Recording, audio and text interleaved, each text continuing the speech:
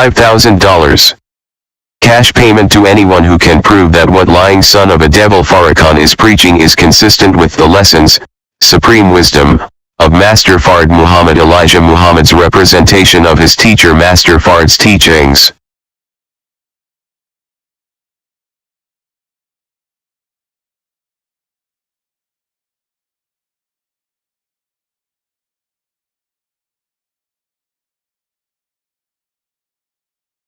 Alaikum, brothers and sisters. Obviously, the years post this challenge, no one has stepped up. One person, not a peep. It speaks for itself.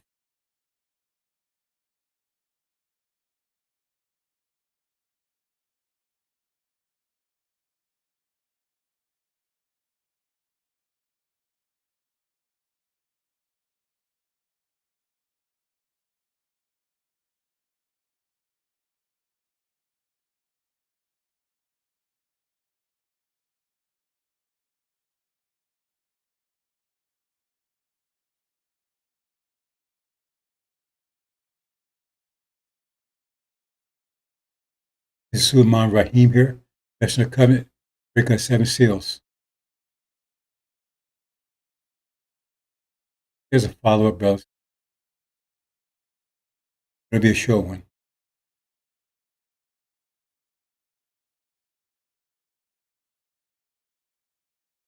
And something for this.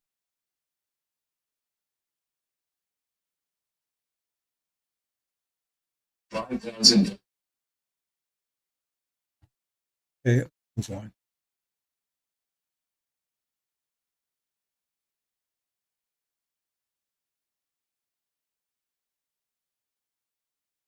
And say it took the bait. So I've been saying, I want to show a picture. And the fools like I knew they would. They took the bait. Now this picture here, it's pathetic. Just look at it carefully. You can see how he's all doped up. Oversized suit. They got to dress him. Got this bib on. What's that bib all about? There's a nurse right there. Sad. Even worse. Even worse. They had this so-called meeting. Man, what? Those showed up. They literally carried him. They didn't walk. Got to hold them up. See what's most telling about? Most telling how stupid they are over there. They can remain stupid. I'm not trying to, you know. Remember, what was that? Farrakhan said, I told you. I said, that's a lie. He just don't know what's happening because things happen in play. He has no answers. He has no idea what's going to happen. He blew it when it comes to so-called Armageddon. That was supposed to start 2 years ago. We're getting it started. All over Europe and so forth. Look at that. Remember Ishmael said, says he's speaking and does come to pass. You should not fear that. Doesn't that apply to Farrakhan? You see any war?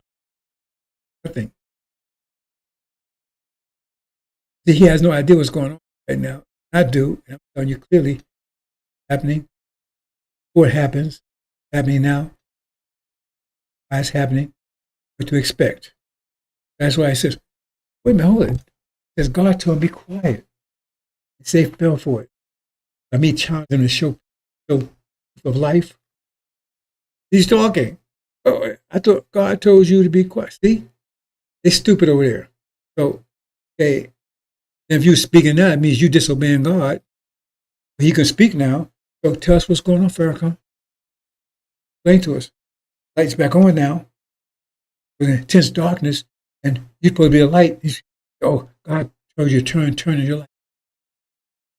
Now, so in other words, either you was lying, what you were, or you were disobedient to God.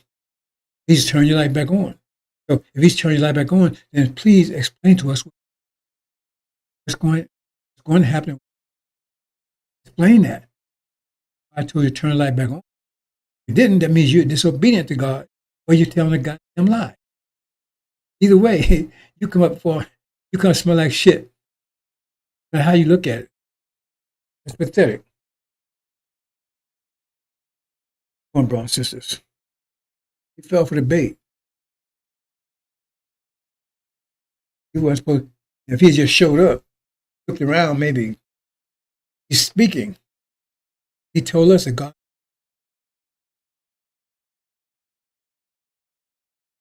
Either he's lying, which he is. So, okay, you talk now. If it isn't, okay, explain to us.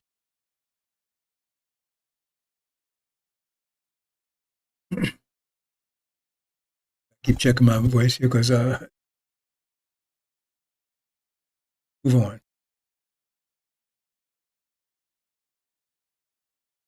That's it. They're holding him up. Look,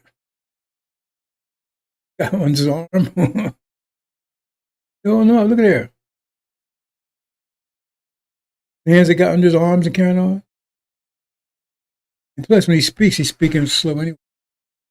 Now he got all. Why is he dressed like that? It's supposed to be a formal meeting. Why you don't ask those questions. He's a formal meeting. He calls it. Everybody else dressed formal.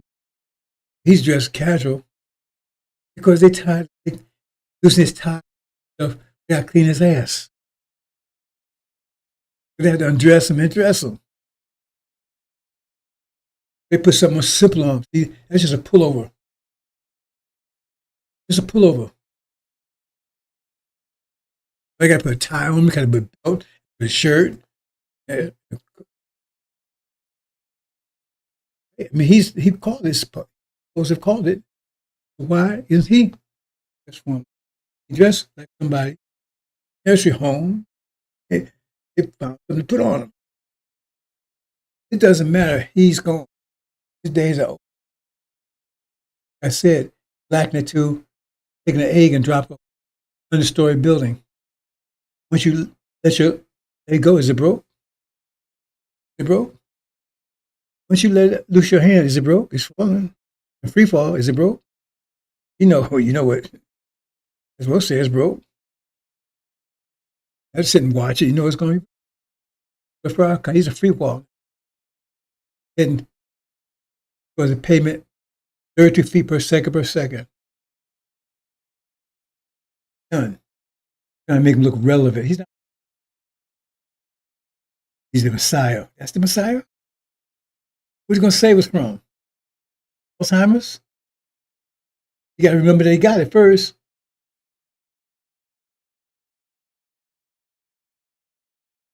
Disbelieve in the other? What then is the reward of such among you as do this but disgrace in the life of this world, and on the day of resurrection they shall be sent back to the most grievous chastisement? And Allah is not heedless of what you do. 86 These are they who buy the life of this world for the hereafter, so their chastisement shall not be lightened, nor shall they be helped. Let me play that again, just so you understand. Because they do this on a regular basis. You got to do is look at what they say, compared to what's not from his Torah.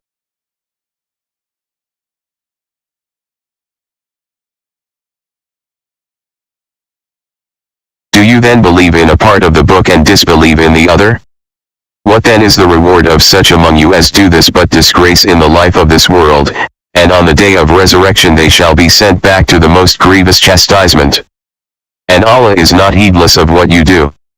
86 These are they who buy the life of this world for the hereafter, so their chastisement shall not be lightened, nor shall they be helped. Grievous chastisement, and they'll be lightened to the full meal.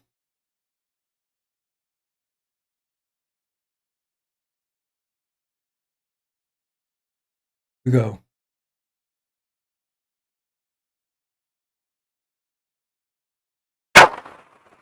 I gotta do this. Do you mind? Yes, I'm gonna do something. I don't want to put my brother on the spot. See, This is this. This is something else. Love and faith transcends color. And the reason why we embrace Father Flavor as a brother is because we find him on the battlefield of justice, being a true disciple of Jesus. And the last thing I'll say is you'll never call us racist. Yes, sir. Yes, sir. Because this day that we honor Yes, sir. Master Fard Muhammad, if you see an image of him, put his image up. Yes, sir. That's the man whose father was a black man and his mother a Caucasian. And how many of us have a parent that's a Caucasian or grandparent? It's not about color. Yeah. It's about our submission to the will of God. And in that we find common ground in unity. Yes, sir. So I'm only one shade lighter than you. And Mustafa may be 4 more shades lighter. We a family. Let's stay a family and be a family and love each other as God would have us to love each other. We love you, Father. Happy Savior's Day. I had to do that. We love you. One more time, brother.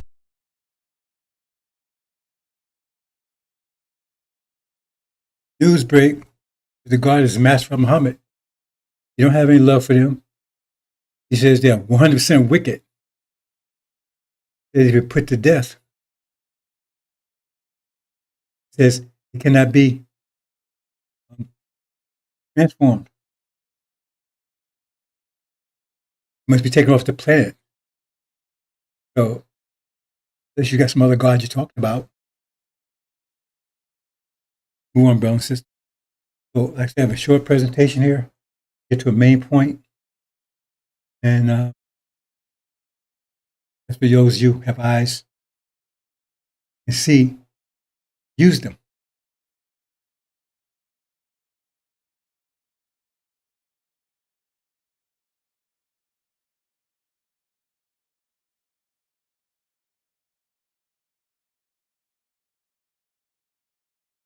About the illusion of money. Benjamins, they robbed the Nation of Islam, both of them. It was right there. Witness, 1975, Elijah. And those 2 lies right there, 2 thieves. Everything Elijah Muhammad built, everything. They had all the assets, the money, and ran. Left leaves with nothing. Worked hard, supporting the messenger for years. One of them, I was a foreman at Muhammad Speak newspaper, midnight foreman. Everything. Job, apartment, Nation of Islam had a whole residential and next about a school. I think school at 87th Street. I mean, that was going. I was going. It was financed through the Nation's Bank. Everything. They never paid it back. They apologized. Archon, all he did was come back as a buzzard, eat the flesh. But he had killed. He killed Nation of Islam. Him and Farrakhan, him and Wallace. Got rid. There was no Nation of Islam. They started something called the Aliens.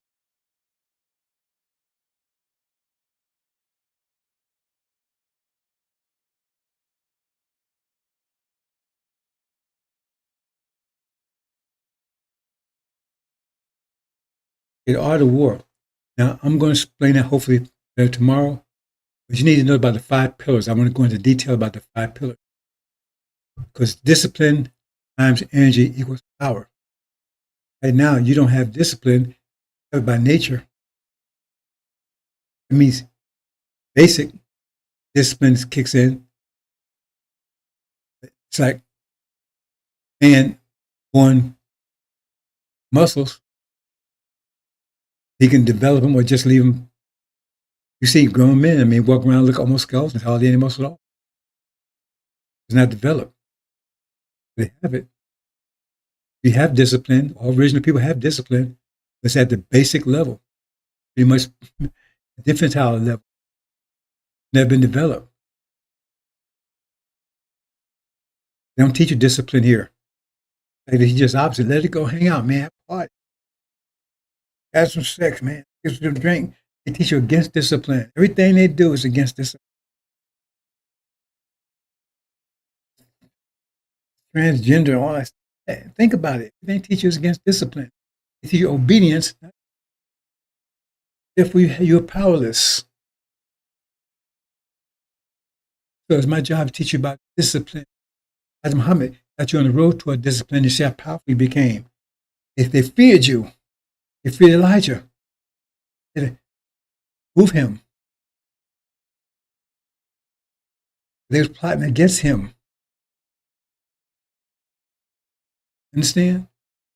My job is to give you discipline, not just give it to you. Give you the tools, the science behind it, so you can be God's. Master discipline. Like, you have muscles, and somebody come and give you a gym. Now, man, you can really build them. Once you learn those 5 pillars and start applying them, all of a sudden, things start. Consider that. This whole side, why whole side? They teach you everything against discipline. If you be disciplined, or you're square, man. What's wrong? And Muslims, anyway, one of them Mormons, they have much discipline. You discipline, I want to do that. Get on drugs. I don't want to damn. I don't want to go out there and be hitting on this. What's wrong with you, man? You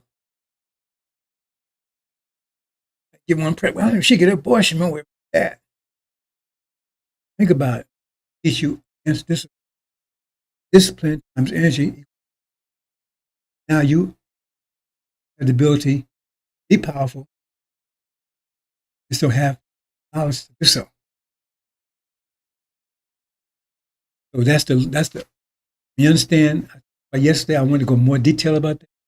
That's the course. They think war is about numbers. The Bible clearly tells you. David was told, do not count numbers. Your men, how many men you against? It doesn't apply to that. It's all about pressure. Higher pressure overcomes. But if it's about numbers, then God would send a whole army, one prophet, to overcome nation. One. They come with superior power, superior pressure. Look at prophet. Couldn't read or write. He overcame Arabia and neutralized the Roman Empire. Look at Elijah. He went toe to toe with these people for some years. Didn't defeat him. They didn't defeat him either. Because high pressure overcomes low pressure. That's the art of war. Once you understand the 5 pillars, understand the universe works. Energy, discipline, and you on the road. Godhood, you know the root of. They put war, at least tanks and planes. They work out in Afghanistan. God, should be hints right there. It looks like I'm worried. Josh was told that as long as you obey the law, no one will be able to stand before you. Why say that? He say, as long as you build a large, that applies to everybody that follows no footsteps.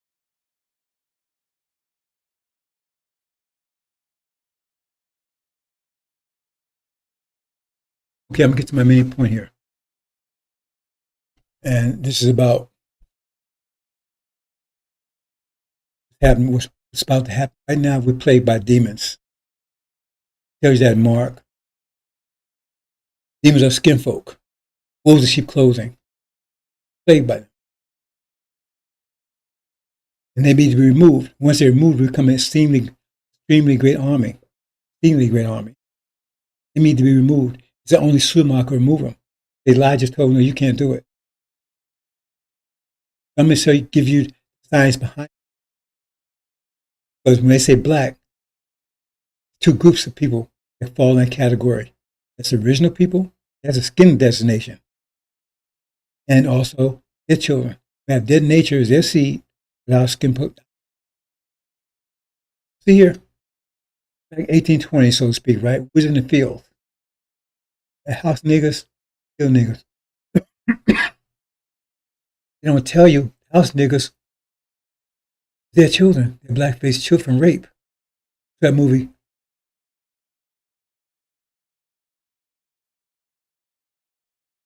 What was his name? Anyway.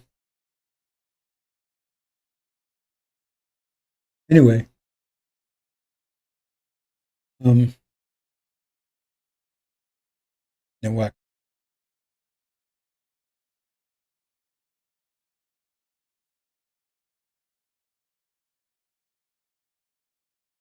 Or Django. If you look at that black, he was his brother. You look at he had to be the other guy's brother. Because he was so comfortable there and everything else, and he hated black people. He probably had the same father. Anyway, let's move on.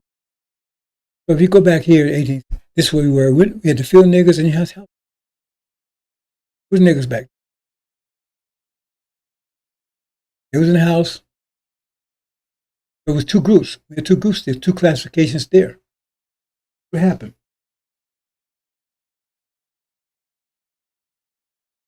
Then we get age 60, 1860s when so-called, that's the first time we got energized.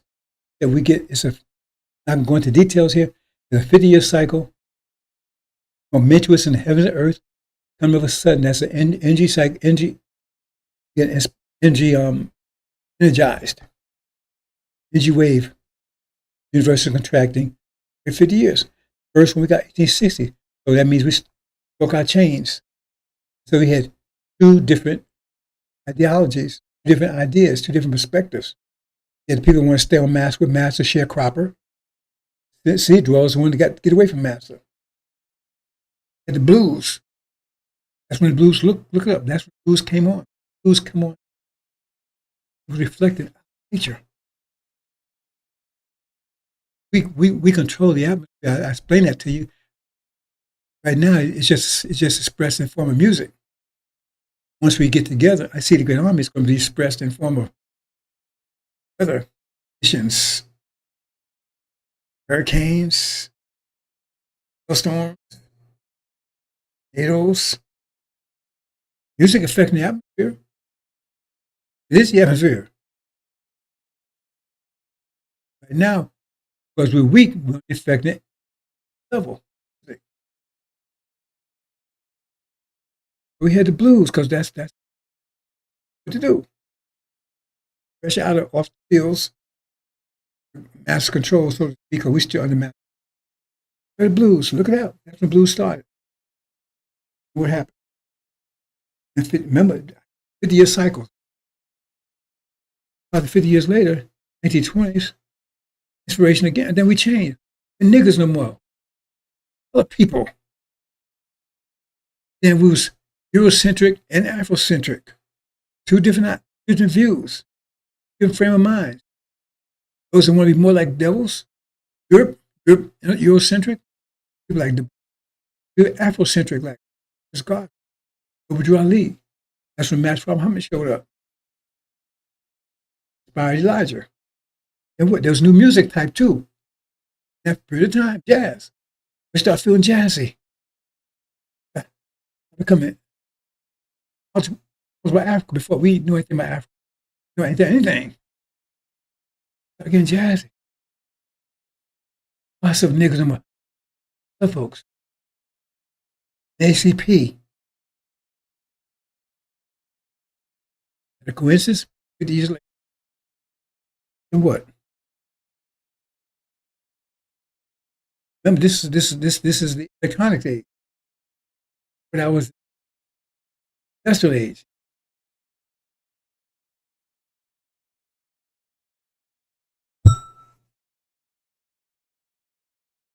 And probably 50 years later, in 1960, another inspiration. See, the divide is becoming greater. And those, remember, they were sharecroppers. Then it was, and then it was Eurocentric. Now they want to integrate. We get even closer to master. At first, it worked for master. Then they want to start learning to be more like master. Now they want to sleep with master, live next to master. That's them. And then the other group, right? They want to get the cities, get the hell away. They want to start thinking about Africa. Right. It's rest in Africa. They want separation. You had two groups. See the difference? The pattern? That's exactly the pattern. We have two frame of mind. So that means we're not the same people. Two, the same, but one is skinfolk and one is kinfolk. One wants to be close to the devils, one wants to get away from them. But why would one want to be close to them? Because they are. Their nature. Wolves want to be with wolves. They might look like lambs. They want to be like wolves and their mouth. You can look like a lamb. You're a wolf. You're going to be a wolf. You cannot change the way you sound. They say bad, but it's going to be, Understand? 50 years later. So where we are right now? Where right now? We're on the 50-year mark. See, when we're getting close to the devils, one getting held far away.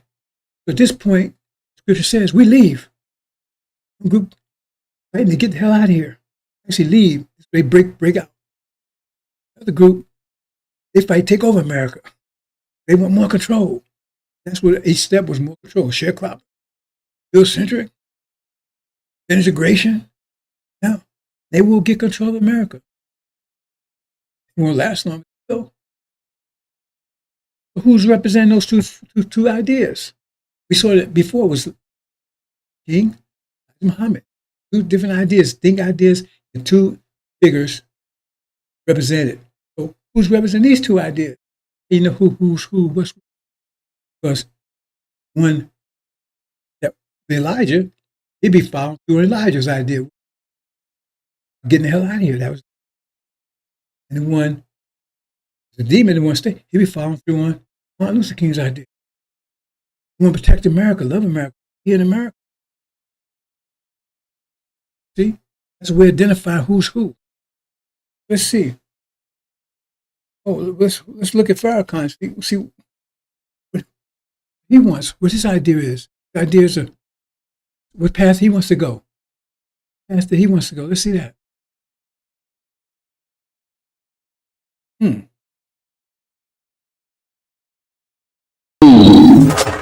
I believe that America can be beautiful. How can America be made beautiful? Now, family, listen.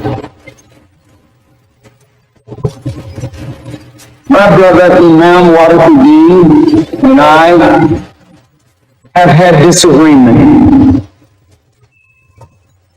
but his followers and mine have never given each other as much as a bloody nose.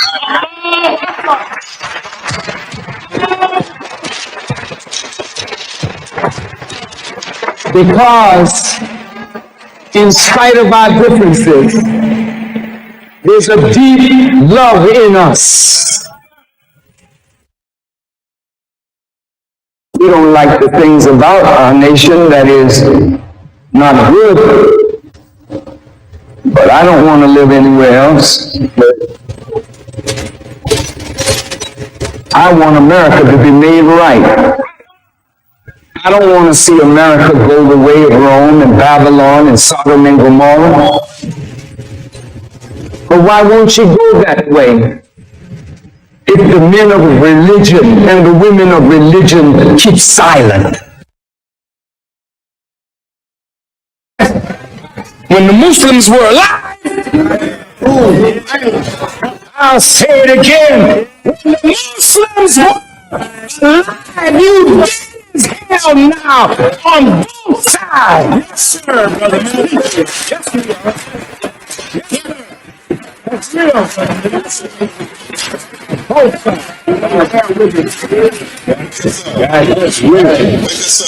When we were alive, we set up schools. That's right.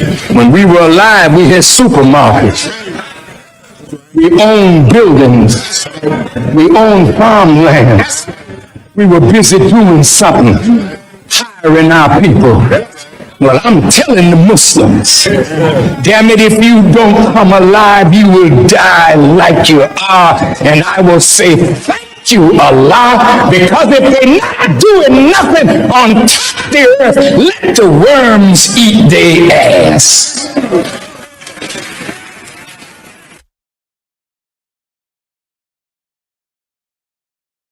It speaks for itself, doesn't it, brother and sister? He wants to stay here. He's on another path. And the ones that are on the other path, get out of here. He hopes the worms eat their ass. Because they ain't putting enough stakes on his feet. Ain't doing enough for him. Male and female. Both sides. What attitude would the people take who wants to stay here? The demons, it tells you. They want to stay here. They love this country. They don't want to go anyplace else. That's the attitude that they would have. They're going that path, leading to destruction. Just told you I was on. But he has for, I have so much love for America. I don't have too much love for original people, do we? The bleeding Elijah Muhammad. Muslim was alive. You killed him. You and Wallace killed him. My brothers and sisters.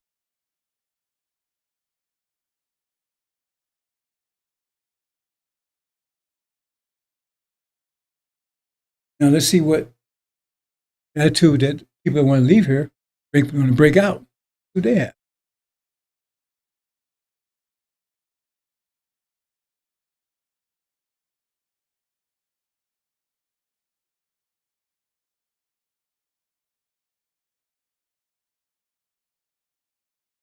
Assalamu alaikum, brother. My behavior, this is the covenant. I'm going to go home. That's what it means to covenant. That's the purpose. As they mentioned Malachi, which Malachi never speaks to. That's the covenant. Who is that? It's Joshua, not Aaron.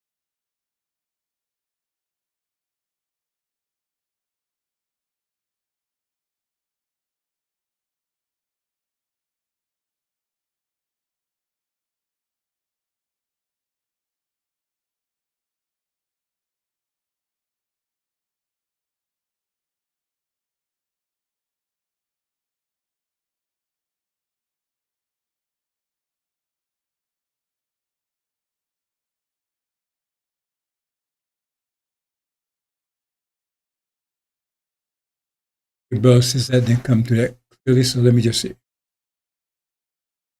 This is the disposition of the ones that want to be the messenger of the covenant. Who is the messenger of the covenant? It's just, even the messenger of the covenant doesn't mention the messenger. Right there, Malachi, that one, that's the covenant will come to Elijah. He's the messenger. They say Elijah's last messenger, but the messenger succeeds Elijah. He will come after Elijah. That's a lot right there. Who is this messenger of the covenant? And what is the covenant? The covenant is the Abrahamic. Again, they don't mention the messenger of the covenant. It's right there, Malachi. That's the messenger. Don't mention. Also mention it comes between the messenger and this rock nation. First with a curse. Messenger. Anyway, they don't mention messenger. Yeah, what's the covenant? Now you see in Abraham, return home, great substance, 16, 19, 20 years, 2020, they were a plague. The first meaning of just, which didn't. Yes. Home. Tells you where the home is. In Arabia. In the River Euphrates and the River Egypt. So we got Messenger of the Covenant. They never mentioned. Covenant, which they never mentioned. And whose identity as Messenger of the Covenant? That's in John. That's in Exodus. You got Elijah. God, you got Elijah, Aaron, and sitting inside Elijah's feet. Elijah's after. He deceived the people. He turned the nations into his enemies. He died in the wilderness along with his father. Understand? And he's the one who takes people. He's the true Messiah. He's the one to take everybody. They never mention him either. Those three are connected. That shows you right there. They know who he is. Know they're lying. Know they're deceiving people. Because why? Those three things they leave out. They all connect. But Legion, remember, read Mark, Legion knew Messenger of the Covenant. He knew him. I know who you are. He didn't want people he was possessed to know. So there you go. So you got two eyes like Elijah, King, two ideas. He is here. One wants to stay here. Hurt him. I don't want to go anywhere. I love it here. I don't see anything happen to America. But for you, I pray to God, I'm going to beat your ass. I want nothing to happen to America. So, yeah. He has so much love for them. All the stuff they've done, he forgives them, reform them, and come and kiss and hug them. For you, I pray a lot. Worm, eat your ass. Then you got the Son of Covenant who's on the scene, broke the 7 seals, improve it, teaching the covenant.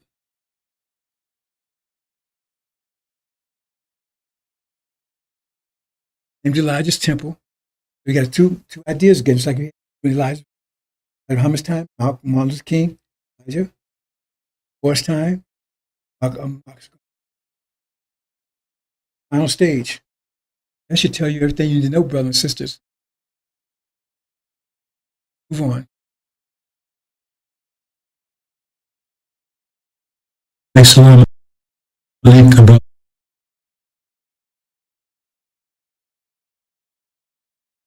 Now I'm going to close. Thy seed shall be, and thy seed shall nations be blessed, because thou hast obeyed my voice. It's talking about Ishmael. I think it doesn't mention Ishmael. Ishmael was his oldest son. But the insinuation here is they didn't obey his voice. That's the jinn. They didn't obey.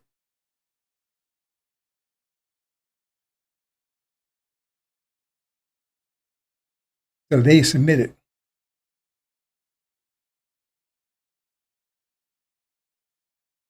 Capitalism. Capitalism is slavery by definition. Communism didn't enslave. Hinduism didn't enslave us. Socialism didn't save us.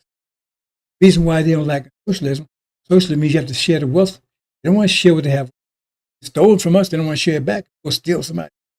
They want to share it back with them. That's why they don't like socialism. I'm not for socialism. We have our own system. Just saying, capitalism is slave by definition, maximum profit, minimum overhead.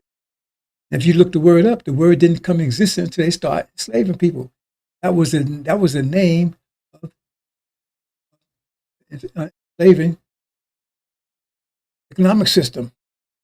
What's the enslavement economic system? What's the economic system of slavery? What's the economic system of slavery? Economic capitalism, not socialism, not communism, capitalism. They still do, but they trying to see, oh man, they're capitalists. Oh, but they got us so dumbed down that we can't see. It's like shillings. It says shillings. That's exactly what it is. Shillings. You can't get around it. They don't eat it. No, we don't know any white people eat shillings because they know what it is. So these niggas, they're stupid. Just take the S on, put a C there. We can still sell it. Still do. Still sell at Walmart. Now, one thing you might, I'm not going to go into detail about this. Look at capitalism.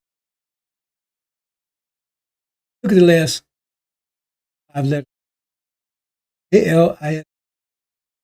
Push around. We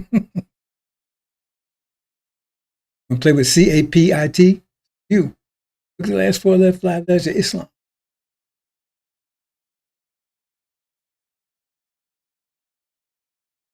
Capitalism is enslavement. Right now, you are a slave. Right now, you're an employee, you're a slave.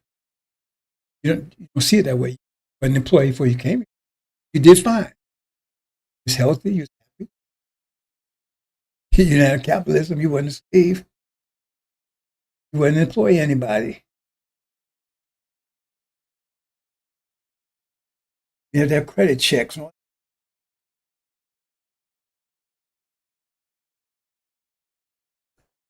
And I said, there'd be a blessing. It's well here. Arabs, Ishmael, betrayed us. For Joseph, the slavery, they have a land.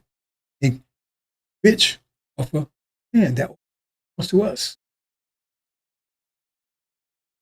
That's a nation, right? They got our land, language, religion, very wealthy. Yeah. Money they're getting from the oil. They're blessed from us. Yeah, America is innovation. Said, no, they claim go to China, go to Germany, to France, to Britain. See any innovation coming out of there? Only comes here. We're here. I can't tell you that though. Innovation comes in music. Music's innovation. Came from us. Any music came from them? Banjo, wanjo. Yeah. So innovation, America's an innovation powerhouse. We're here. They got us rich off capability, energy, they control. That's how. And as far as Israel, he taking an ID so they get all this prestige. See, we're just Abraham. God's chosen people. You got it. That's why everybody they sent themselves into who we are, who we.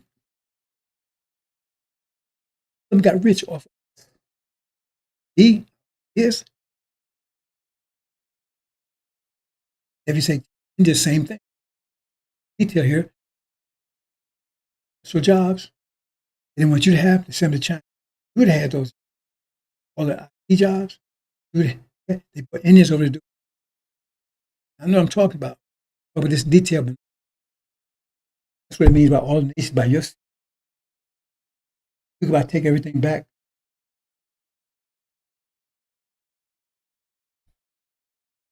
That's what everybody. Everything is going on right now.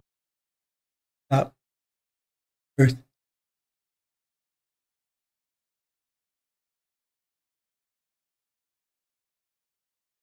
Yeah. Like a battle between Elijah Muhammad. laws and Mark Scott. That's battle between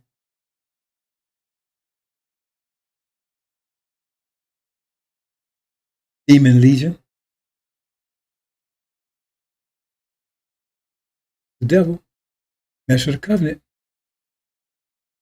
Aaron and Josh mouth that the mouth would make war against the saints and overcome them. That the saints would be overcome demons. Then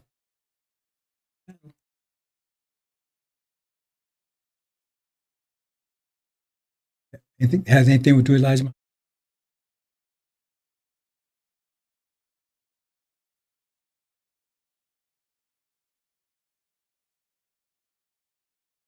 God. That's it. But he's about to be cast down, boss. Cast down because our separation. It'd be a total physical separation. Right now, with the separation of ideas. One thing, one another thing, but we're still locked in the same communities and everything. Greatest thing. Them that's creating all the crime, all the rape, all them doing it. We get the credit for it. Gotta be separated, taken on the way out of here. They're gonna fight. Not right now. The music. Everything was coming by music. That music reflect to folks are about to be. So those two realities, members, not a final break. All right now, boss. I'm gonna leave it there. Take 'em.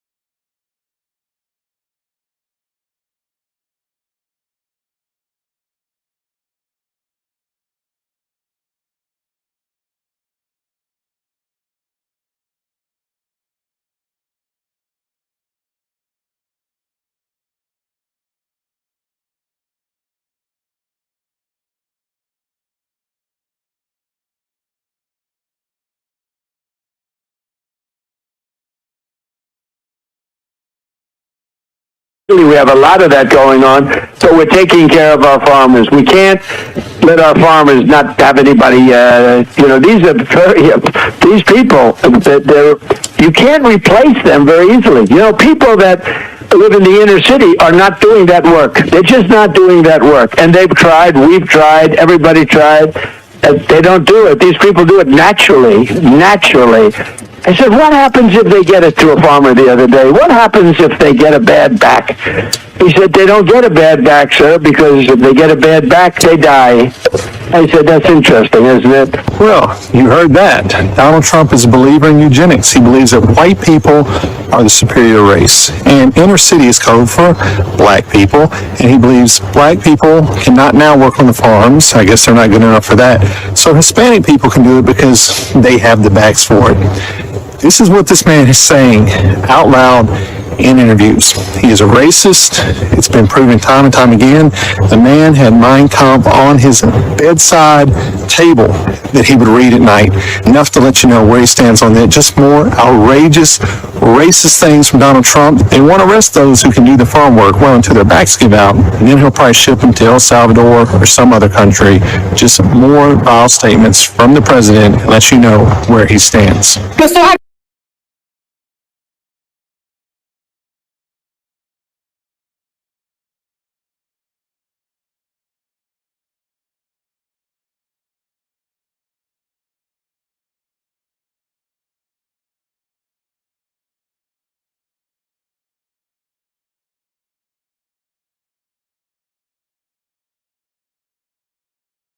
this when they were arresting people for praying outside of abortion clinics? I mean, I do think the UK, and I say this as, someone who is half English, I think it's like reached, or it is quickly reaching a point where democratic reforms are going to be pretty tough because of the demographic change.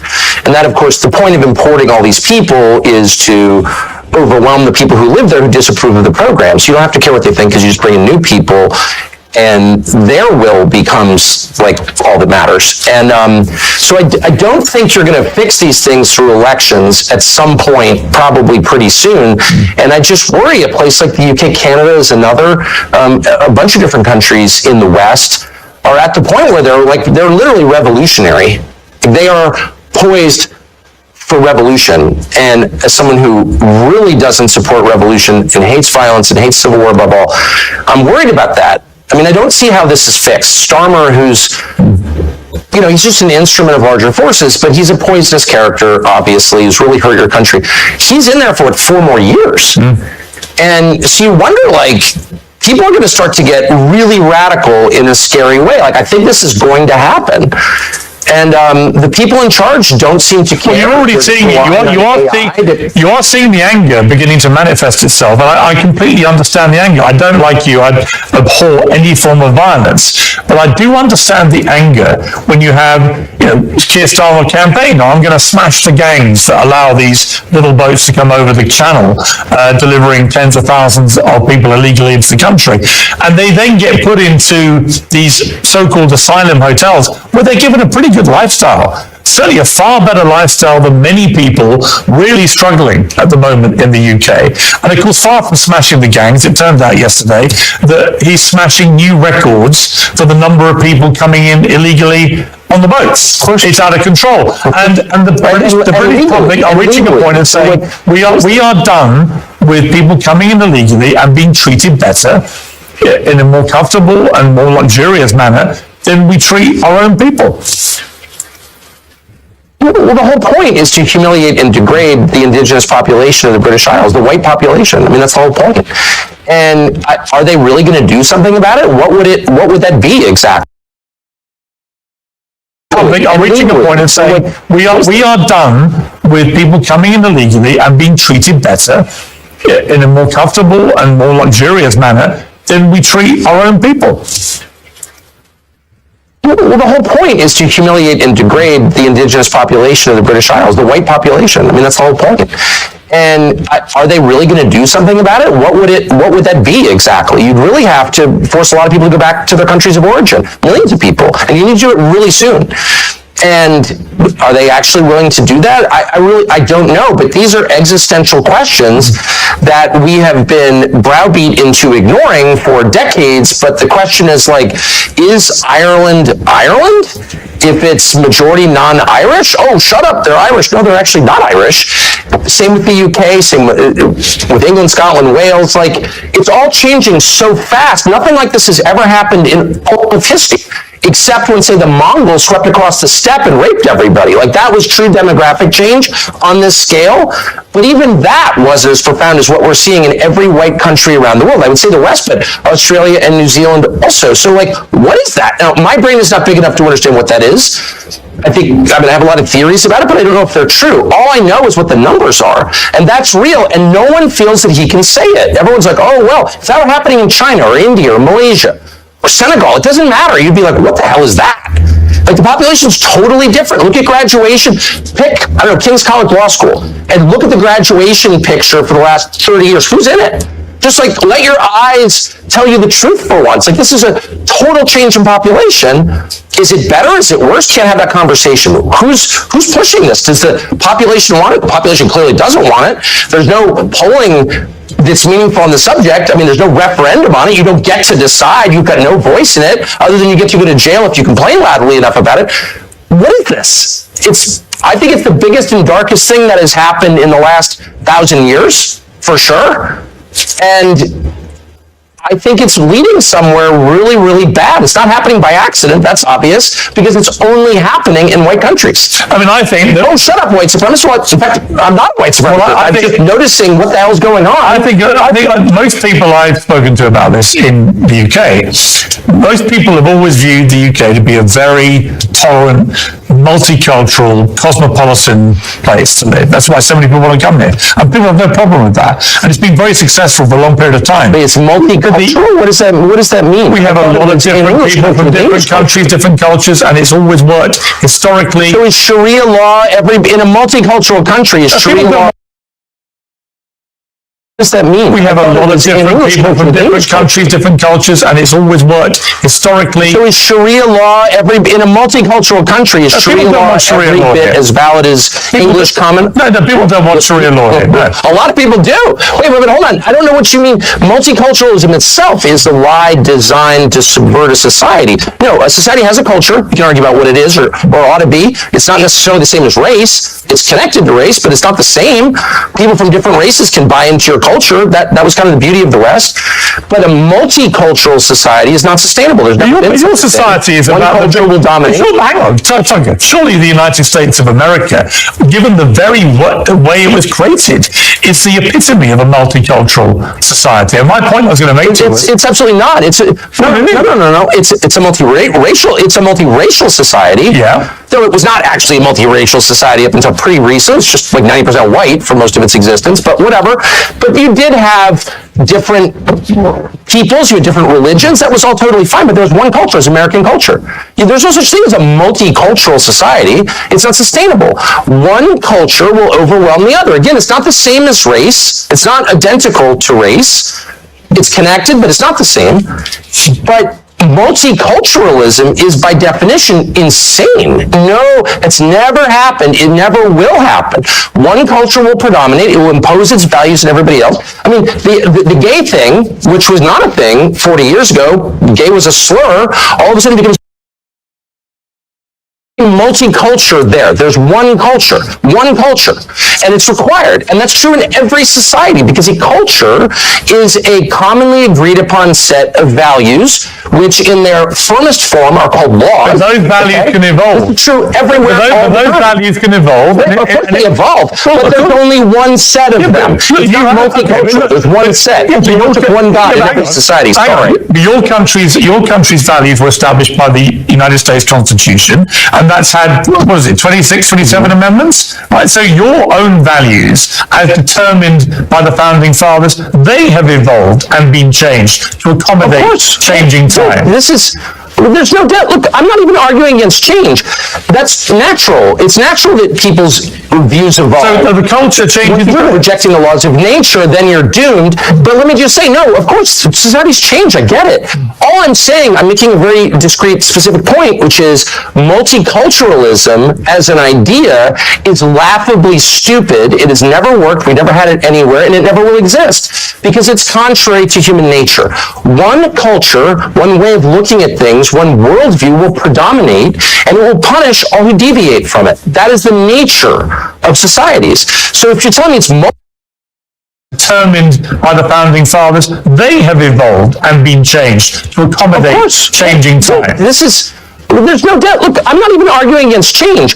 That's natural. It's natural that people's views evolve. So those values can evolve.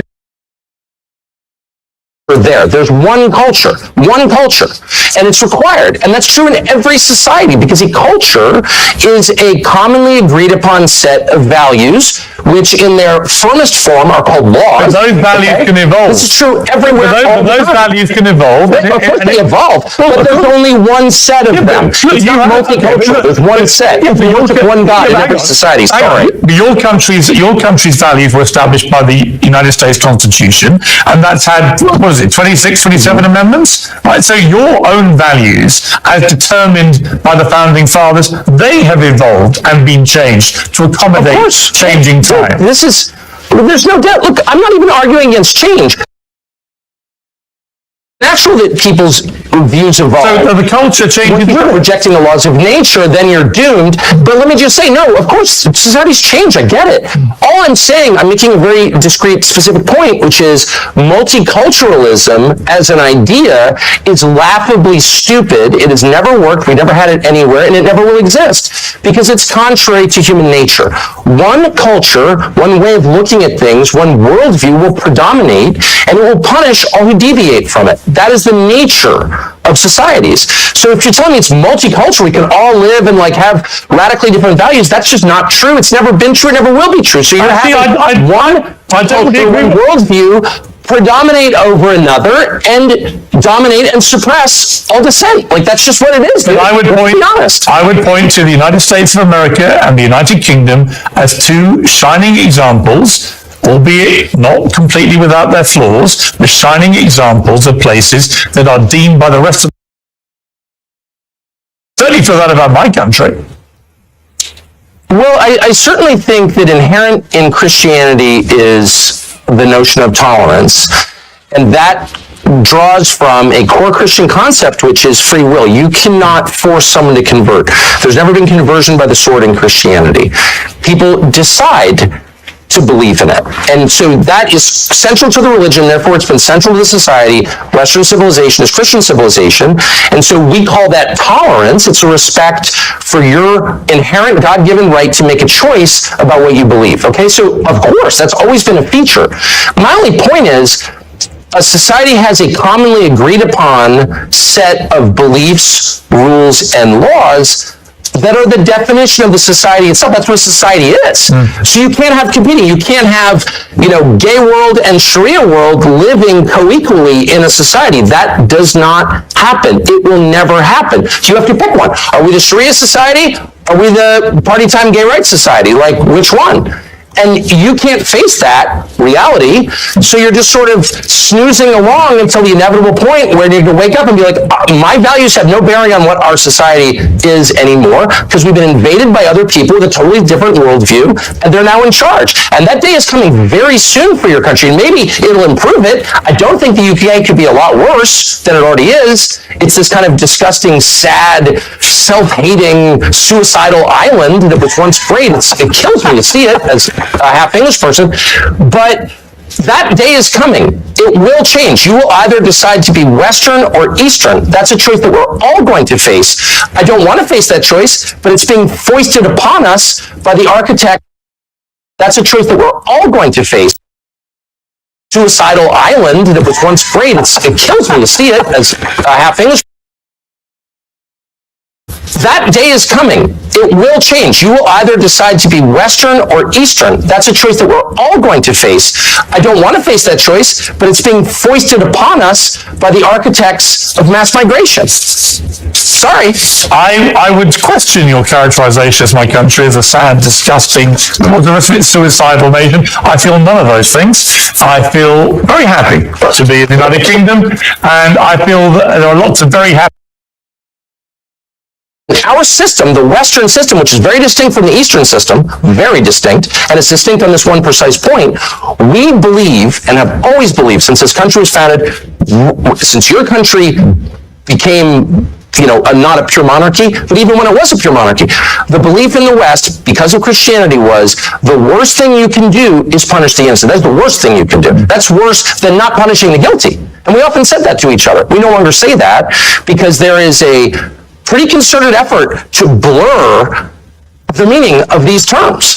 But I'm not going to be deterred from defining words precisely. Terror is murdering people, killing people, punishing people who committed no crime.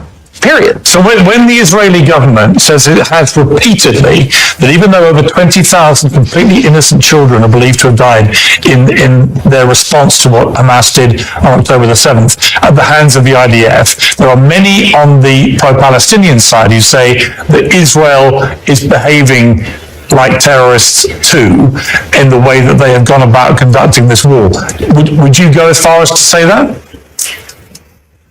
One of the things that I really object to now is this relentless focus on Israel, which, by the way, is a foreign country that I have nothing to do with.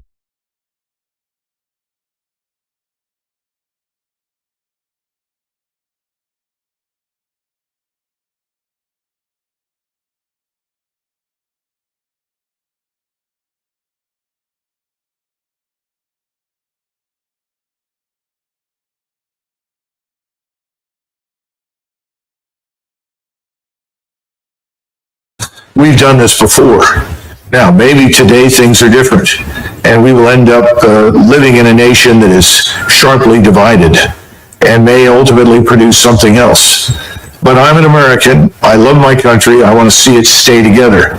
I'm interested in social cohesion, which means that I think our laws, customs, and culture have to be dominant. We can accept some diversity on the edges, but not fundamental division. I think we're in a state of fundamental division. So when I bring up Sharia law, I've sat in many discussions with many people that said, well, I don't care what people look like, but I do care about Sharia law, and I don't want that practiced anywhere near my family or in my country. And that's something you should be aware of.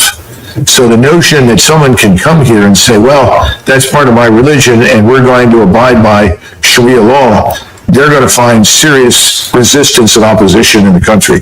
That's It's because it matters. It's this thing we call societal cohesion.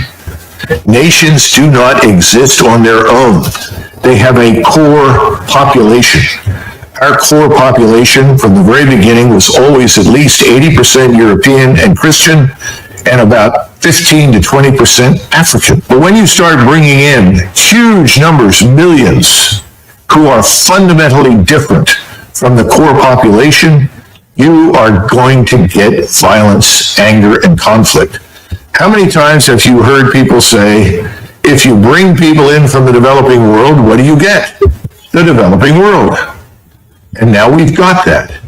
You can't bring in hundreds of thousands of people from Somalia, plant them, of all places, in Minnesota, and then be shocked that, no, they're not Americans. They're not really interested in being Americans. They're foreigners living on American soil.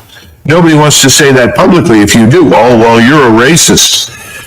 Well, you know, the world is full of racists. The real war that's going to decide our fate is not going to be fought anywhere overseas. It's going to be fought right here inside the United States. Are we going to survive as a republic, as an English-speaking republic that rests on the foundations of Western civilization? Or are we going to become something else? One point that is The Constitution was completed in 1789. I think we had 5 million people living in the 13 British colonies. We were 90% white, that is excluding the Africans who were in the country who had been brought here as slaves. But we were 90% white, we were 90% Protestant. And this may be hard for you to believe, but the people that wrote that were trying to protect all of the Protestant sects from a state church on the model of the Church of England and the Roman Catholic Church. That's one of the reasons it was almost 100 years or more after that before people began to finally accept Catholicism as a religion, because it was viewed as political power. My point to you is the Constitution is outdated. The way we are governed is outdated. It has to be re-examined. Nobody in 1789 imagined that anybody would come to the United States except another lunatic, religious fanatical Protestant who hated the Church of England. That's what people feared. That's what they thought of. The Constitution that we have does many good things, but I would argue that the Bill of Rights is ultimately more important. The Bill of Rights is vital and essential, and that needs to be defended. But the Constitution and the way we govern and the things that we're doing, it's out of date. It doesn't fit our needs. And that's back to my comment on something given has no value. You have to earn it. And we haven't made anybody earn their place in this country. I'm talking about people like me that have been here forever. My first ancestor stepped off the boat in 1681. So we've got to get back to some notion of national service, because national service promotes national integration. It addresses some of these problems that you're discussing. Now, I know that you may not want to conform and may not want to be as I am, but I'm an American and nobody questions that. Nobody ever will. If you don't want to stand out and be questioned, then I suggest that you change your appearance, because I don't think it's life or death for you to wear what you wear. I think this conversation It's not fun, because it's leading to violence. that could have otherwise been avoided. You see, every great nation, every large nation can always accept some number of people into its ranks that are different from them. It's always been the case. But if you suddenly import millions, which is what's happened here and happened in Europe, then you threaten the core gene pool. What I'm trying to tell you is there's a problem. And we can all think that there isn't, and you can insist there isn't, but that's the view. And I think it's incumbent upon all of us to address it truthfully and openly. Stop pretending it's not a problem. It's a problem. I mean, what's also a problem is white supremacy, and that's No, because you're saying you're different, you're going to remain different, and you don't think that if that's not compatible with being an American, then the hell with it. That's what you're going to do. well, then what do you make then of, white American people who convert, let's say, to Islam and choose to cover? Are they not American anymore? Listen, if they want to do that, that's obviously their business. I don't know how many are out there that do that. I think again, it's ill-advised. I think you have to hold the society together. There has to be an agreement on certain things, customs, culture, way of life. And unfortunately, if you're going to practice rigidly a brand of Islam that demands certain things, and this is why I asked right off the bat, do you support Sharia law?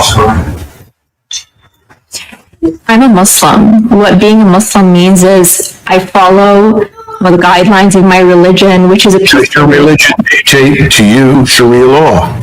My religion dictates to me to be a good human being, to be good to my neighbors, to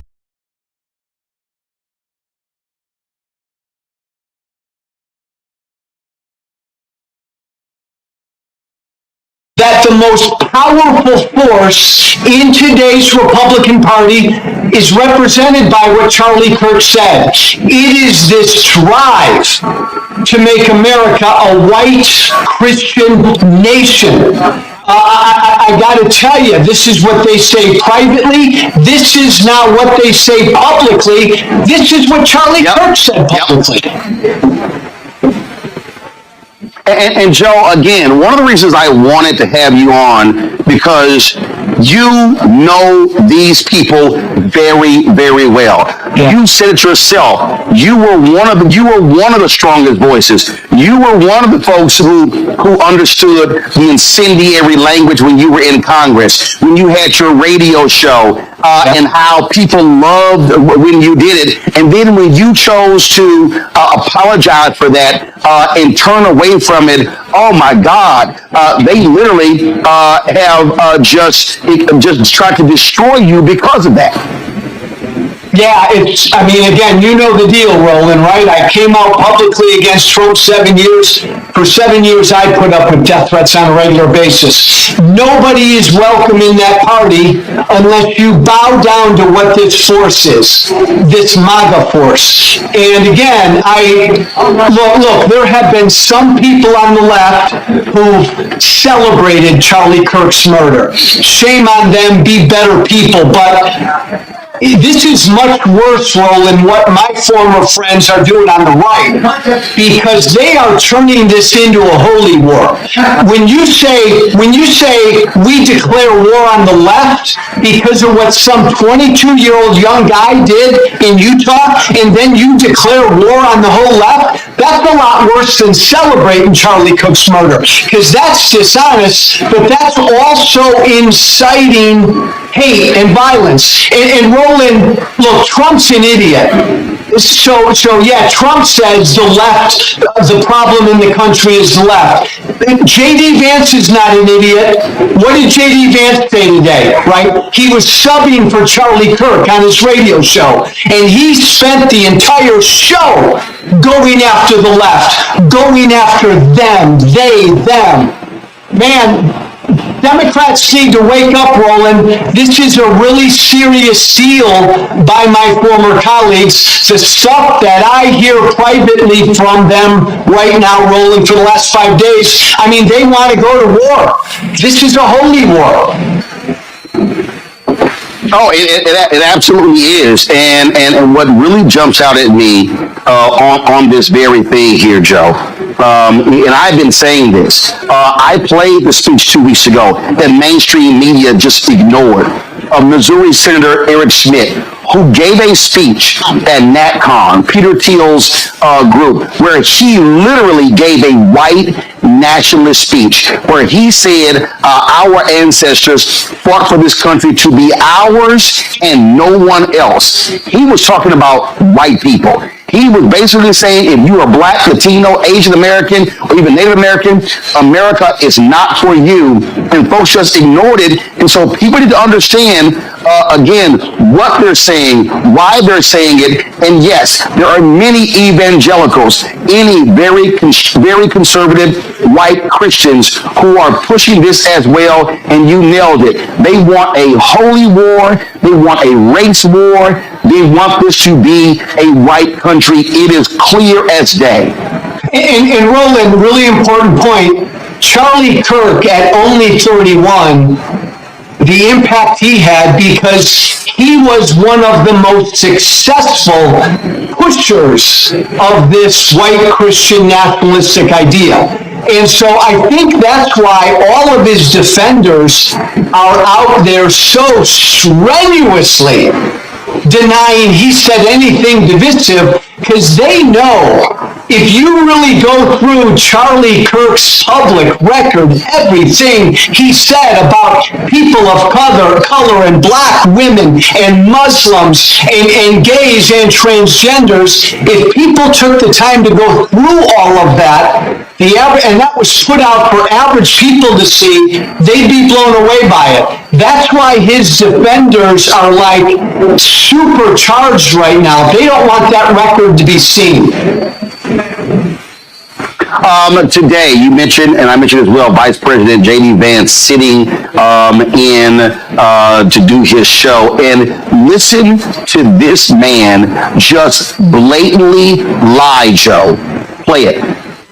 I read a story in The Nation magazine about my dear friend Charlie Kirk. Now, The Nation isn't a fringe blog. It's a well-funded, well-respected magazine whose publishing history goes back to the American Civil War. George Soros' Open Society Foundation funds this magazine, as does the Ford Foundation and many other wealthy titans of the American progressive movement. The writer accuses Charlie of saying, and I quote, "Black women do not have brain processing power to be taken seriously." But if you go and watch the clip, the very clip she links to, you realize he never said anything like that. He never uttered those words. He made an argument against affirmative action as a policy. He criticized a specific Supreme Court justice as an individual. He never said anything about Black women as a group. He made an argument for judging people of all races and backgrounds by their own individual merits. Bullshit. Okay, Joe, this is actually what he said. No, Roland, that's utter bullshit. In fact, you know, if we would have said 3 weeks ago, Blake, if we would have said that Joy Reid and Michelle Obama and Sheila Jackson Lee and Ketanji Brown Jackson were affirmative action picks, we would have been called racist. But now they're coming out and they're saying it for us. They're coming out and they're saying, I'm only here because of affirmative action. Yeah, we know. You do not have the brain processing power to otherwise be taken really seriously. You had to go steal a white person's slot to go be taken somewhat seriously. Play cut 52. But I rise today as a clear recipient of affirmative action, and particularly in higher education. I may have been admitted on affirmative action, both in terms of being a woman and a woman of color. All right, Joe, he literally said it. Not only that, Vance lied.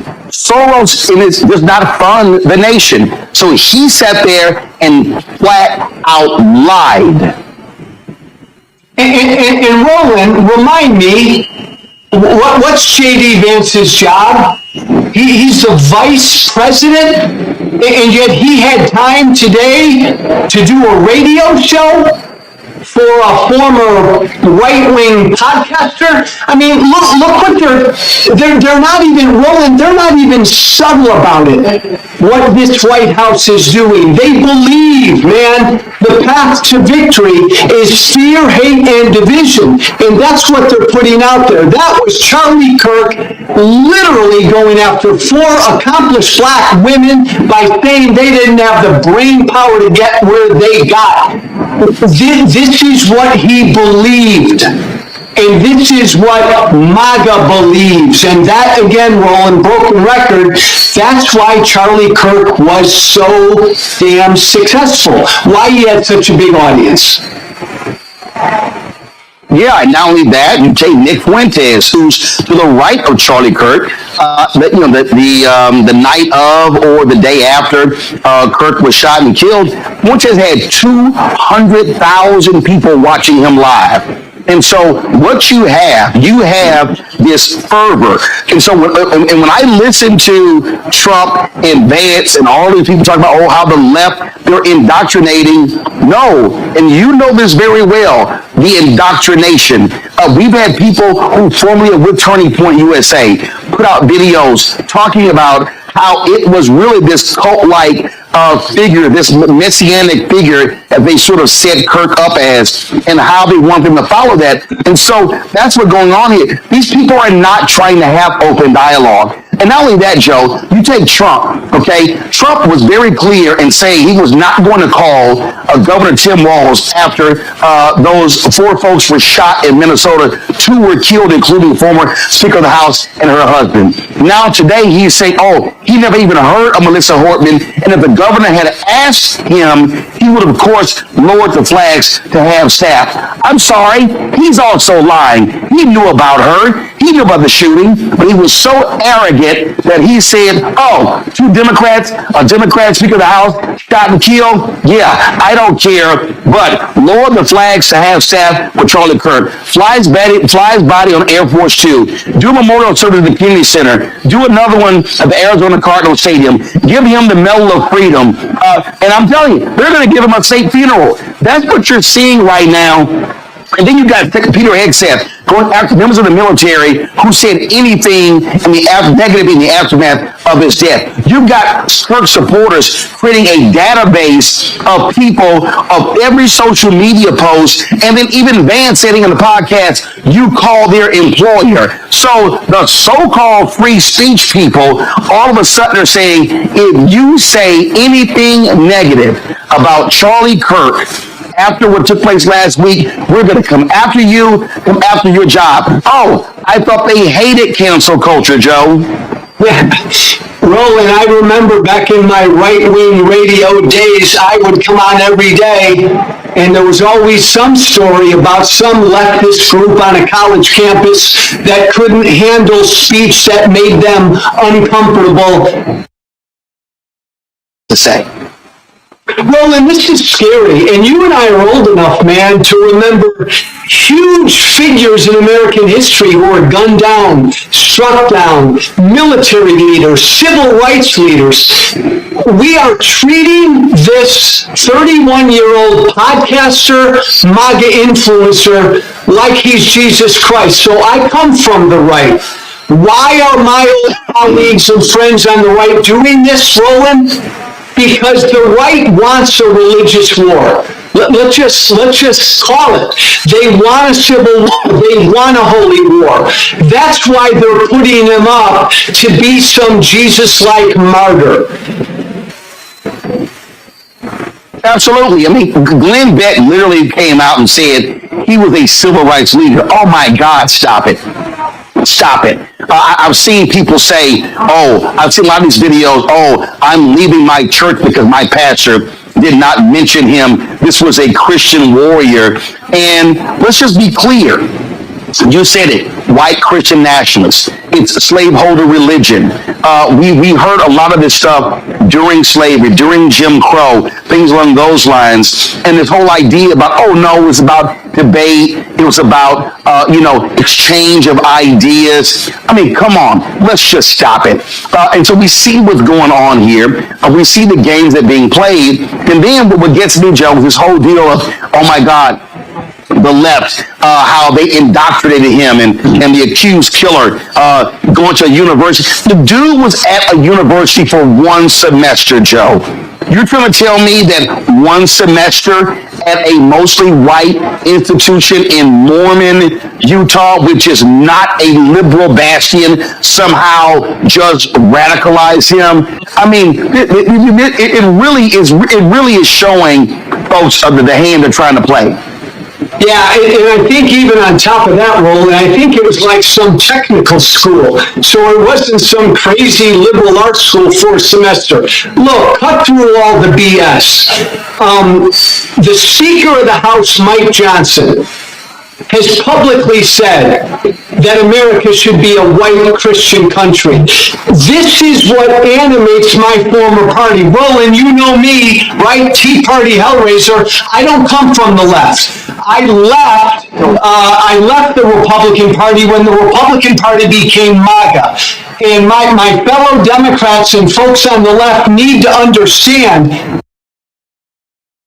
now these people are on the right. Now this is MAGA. MAGA now are the snowflakes. MAGA, Roland, they now need their safe spaces. It's funny, but it's not funny. And you're right about J.D. Vance, man. He just flat out lied. I mean, the last 30-year history of political violence in this country, the vast majority of it is right-wing. It always has been. And they put out this lie that it's only on the left. It's not even, Roland, a both sides problem between the left and the right. There is political violence on the left, but the vast majority is on the right, and they know that, and they're lying because they're trying to inflame their base. And Roland, I hear from their base every day, and let me tell you something, they are inflamed. I mean, they are ready to march and grab their you-know-what. This is a scary time. It is, and folks need to understand what is certainly at stake. Joe Walsh, I appreciate you joining us on the show.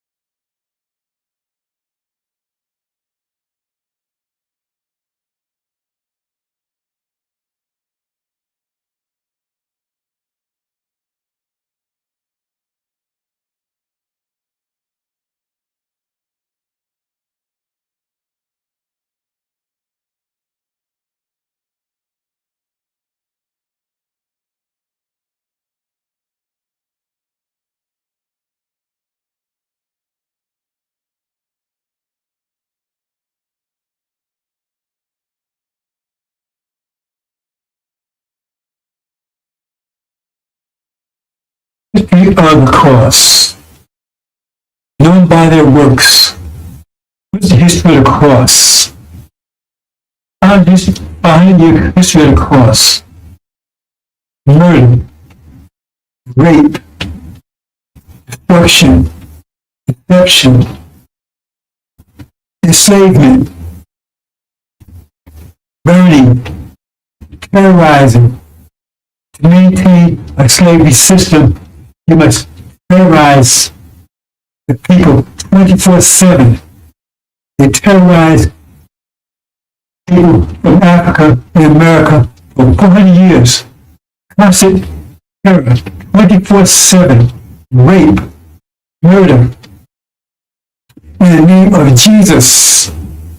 This is Christians, not Buddhists, not Hindus. Christians Christians in the name of Jesus. They said Jesus cursed black people. They call them Ham, cursed them to be slaves and persecuted forever. In the name of Jesus, raped our women incessantly, pissed in our mouths, made us eat shit. And they took and tried to clean up, not clean up, but make it look more attractive, I guess, by calling it chitlins. It's after slavery, of course, after so-called slavery. Because what they do was not slavery. Look up slavery. Look up slavery. It does include murder, rape, terror. This is a Holocaust. And then now they try to downplay it. Oh, that was 40 years ago. No, it wasn't 40 years ago. How close it was years ago? It was 20 years ago. It lasted for 400 years. As they're doing today. They took everything away from the slaves. Everything. Their name, their culture, their families, their religion, their minds, everything. Fed their children to alligators as alligator bait. And then they talk about what's going on in Gaza when they did 1,000 times worse. What's going on in Gaza now is simply just a miniature version of what they did. What they did was far worse than what's going on in Gaza. Gaza's bad. It's genocide. What they did was far worse and much longer. That's a legacy of Christianity. Murder, rape, disease. They wiped out the native population. The genocide and disease. Smallpox blankets. Knowing there was full of disease. Herpes, syphilis. Gonorrhea from seabird animals. So-called common cold was not common. Didn't exist here on this side of the world until they brought it here. Murder, rape. When it was written out, women, there was a cross hanging from their neck. And again, they taught that there was God's will. God's will. Enslavement of our people. And they continue on even today. That's the legacy of Christianity, the cross. So where's your rap sheet? Every time they arrest our people, your rap sheet. What's your rap sheet? Are you going to judge people for murder when you're guilty of murder beyond imagination for hundreds of years? Hundreds of years. Yeah. He stole his land and murdered his people. And you question the native people here, when the Braves would go out hunting, you would come into the camps like cowards and kill women and snatch the children's brains out on the hooves of your horses. This is the legacy of Christianity. That's the legacy of it. The question is, instead of Columbus coming here, Dracula came here, Beelzebub, Wolfman, Frankenstein, Satan, they all came to Columbus. What could they have done that Columbus and those that followed him did? Satan is the God of this world. That's the God they serve. They have known by their works. What are the works of Christianity? What are the works of Christianity? What are the works of Christianity? Evil, deception, mischief, bloodshedding. It goes on today. What's going on in Gaza, just reflection a microcosm of what was done here in America for hundreds of years. Raped our women incessantly. They would even rape while they was out in the fields picking cotton. They would jump off their horse and tell them to bend over and rape them. They told them to keep picking cotton while they was doing it. This is the kind of stuff they would do. Make one slave defecate in the slave and sit in slave in the mouth of another slave, and then bound it up so they could spit it out for 7 days. That's a legacy of slavery. He did it all in the name of Jesus. There's a legacy of slavery. Legacy of slavery. 40 years plus. Legacy of Christianity. Legacy of the cross. That's the legacy. That's the true legacy. So who's working those?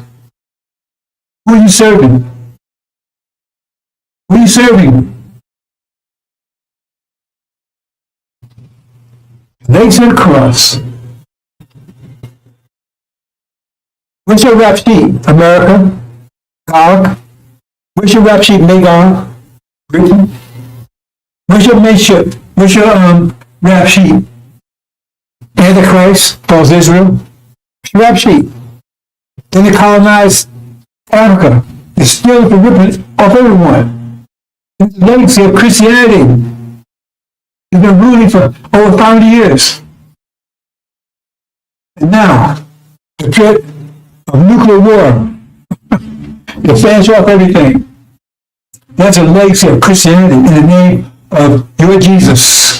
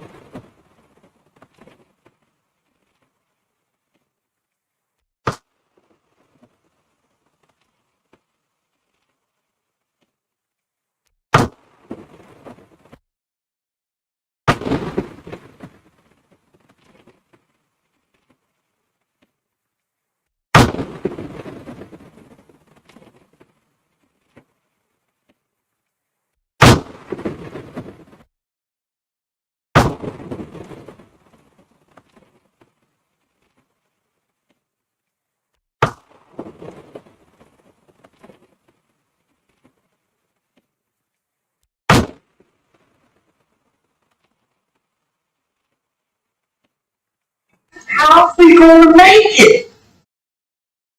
Surely you ain't talking about us packing our bags and going westward or going out there in the land. Ain't no cities, no towns, no infrastructure out there. Surely you ain't talking about that, are you? We ain't going back to Africa. No. Our sweat, our tears, our blood has earned us the right to the land. What God wants you to do is come out of their way. Come out of their pagan holiday. When when you should be honoring Jesus, you are buying bunny rabbits and inviting your children to paint eggs for some Easter. Come out of her. Get the Santa Claus of your house and a tree that is the way of the pagans. Come out of her. St. Valentine's Day. What is that? Excuse me. Of her name, come out of her religion, come out of her culture, come out of her way of life, come out of her educational system. People. And they will put all the shows of Lord. And they should. Jesus, that the homes.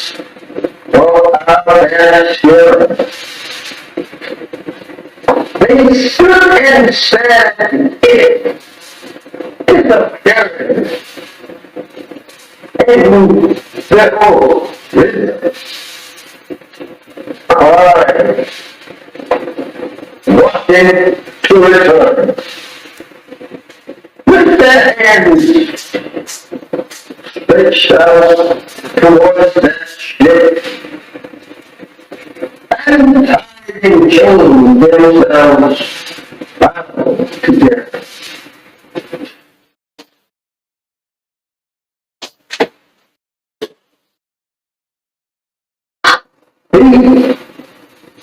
And when they was put off on this miserable shows, they took them, staring that ship that brought them to a strange land, and these strange people who could not speak either one's language.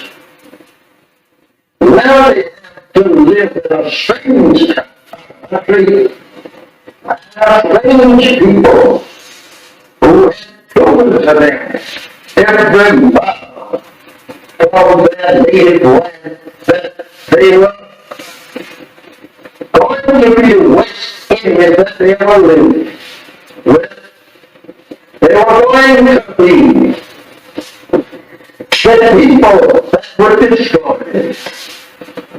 They soon discovered that on this ship that they were being brought here.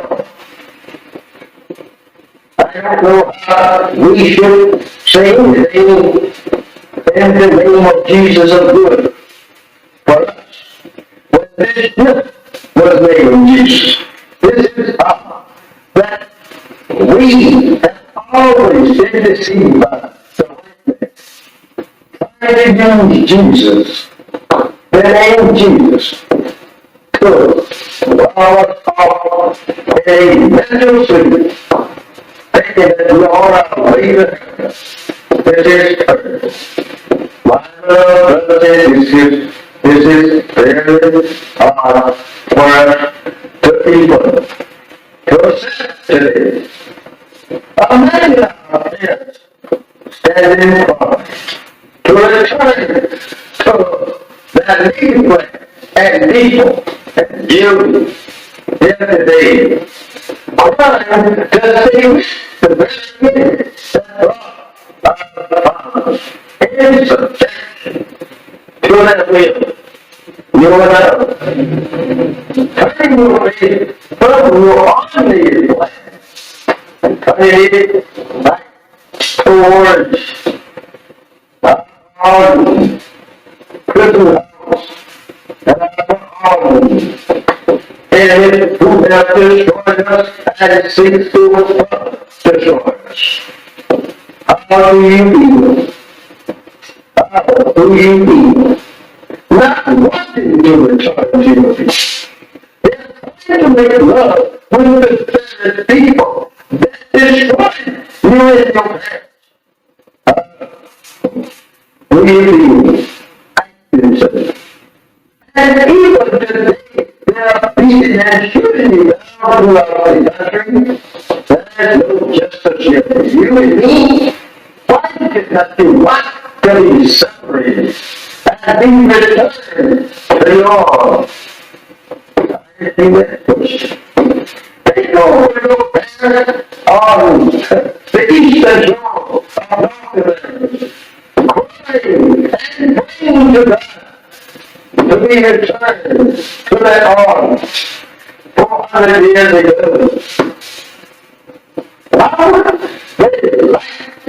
Or you like to see them rise up in the judgment, condemn you for being such fools. And now, to live in the land that absolutely enslaved them and killed them and beat them for 300 long years here. They would condemn you as fools. When I wanted to be separated, they go to the bottom, justification for his son. The white man said he will remember that.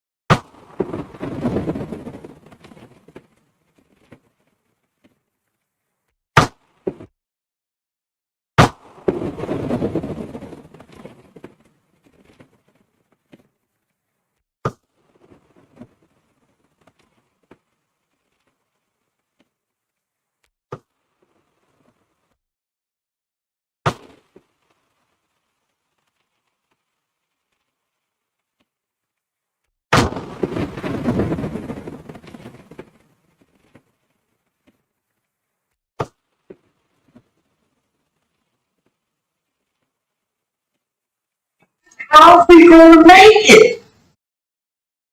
Sure, you ain't talking about us packing our bags and going westward or going out there in the land. Ain't no cities, no towns, no infrastructure out there. Sure, you ain't talking about. No. We ain't going back to Africa. No. This is your land. Our sweat, our tears, our blood has earned us the right to the land. What God wants you to do is come out of their way, come out of their pagan holidays, when you should be honoring Jesus. You are buying bunny rackets and inviting your children to pay eggs for some Easter. Come out of it. Get the Santa Claus of your house and trees. That is the way of the pagans. Come out of St. Valentine's Day. Is that? Excuse me. Come out of a name. Come out of a religion. Come out of a culture. Come out of a way of life. Come out of an educational system. People. And they will put up all the shows of North and they should. Jesus done all things. For our parents here. They stood and said, it is a parent. And behold, wisdom. I wanted to return. With that hand stretched out towards that ship, and tiding children themselves bound together.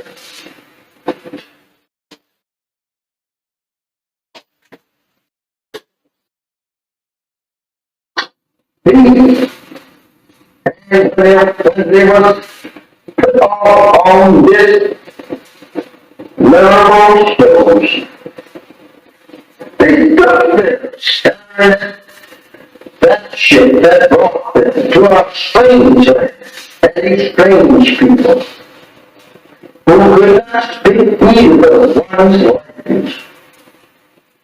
Now they have to live in a strange country.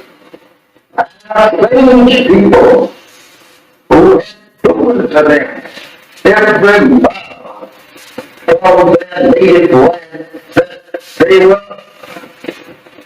going to be West Indians that they were living with.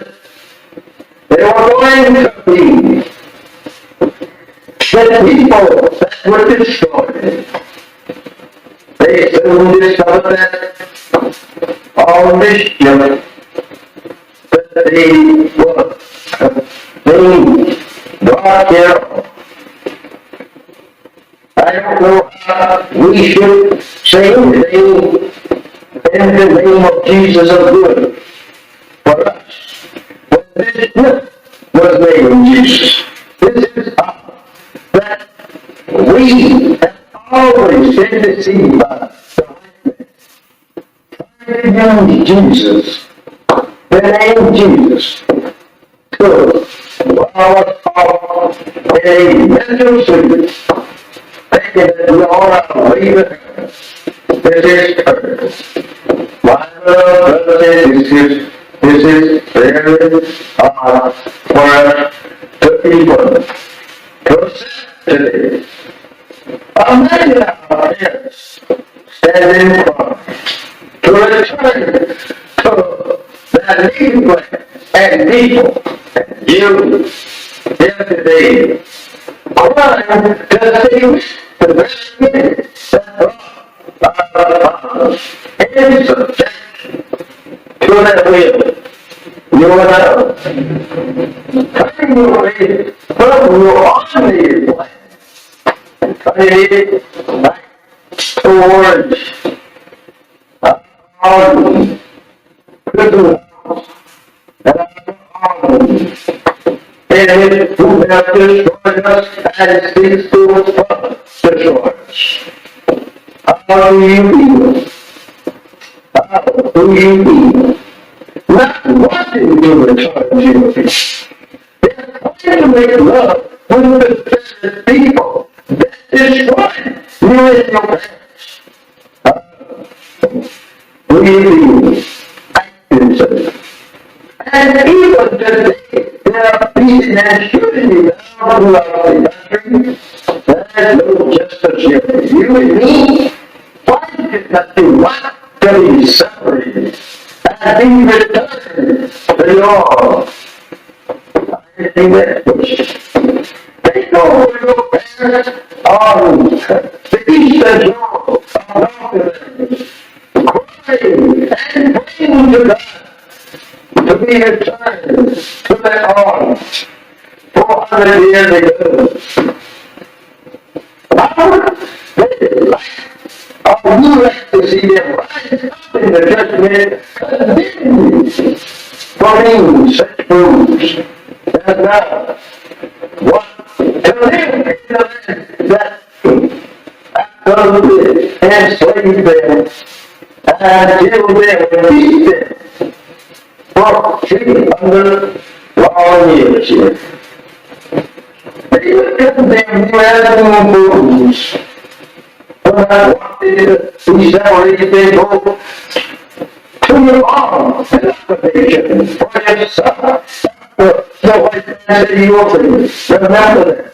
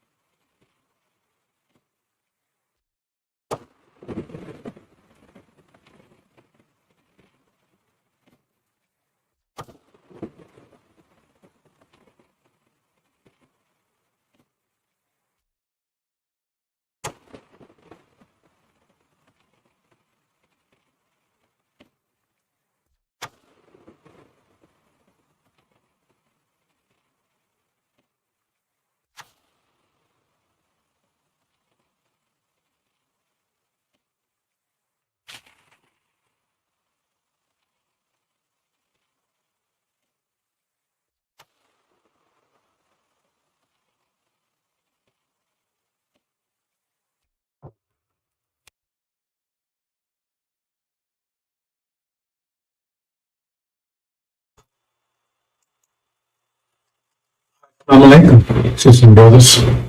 Someone Rahim here. I should have covered it. Okay, brothers, this has been a year now. And Found him home after 40 years in Arabia. I'm reporting to you from Arabia. Found him home after 40 years. So it's been a year now. There was an agreement made from slave master. Said, your choice. Stay here or leave. Right? So we chose our inheritance, Arabia. So we left. Half the original people decided they wanted to give up the inheritance and traded for a place in America. Affiliation with their former slave master. It's their choice. They chose. We don't want to go over to Arabia. We don't go over there sand and all that stuff. We want to stay in America. We've been here all our lives, been here 40 years, born here, right? And we can make peace with a slave master. Okay, so they decided to stay. And so after a year, right, we get reports of how things are going over there, and that sounds too good. How things are going over in America with their reparations, because they was given 6 states, I believe.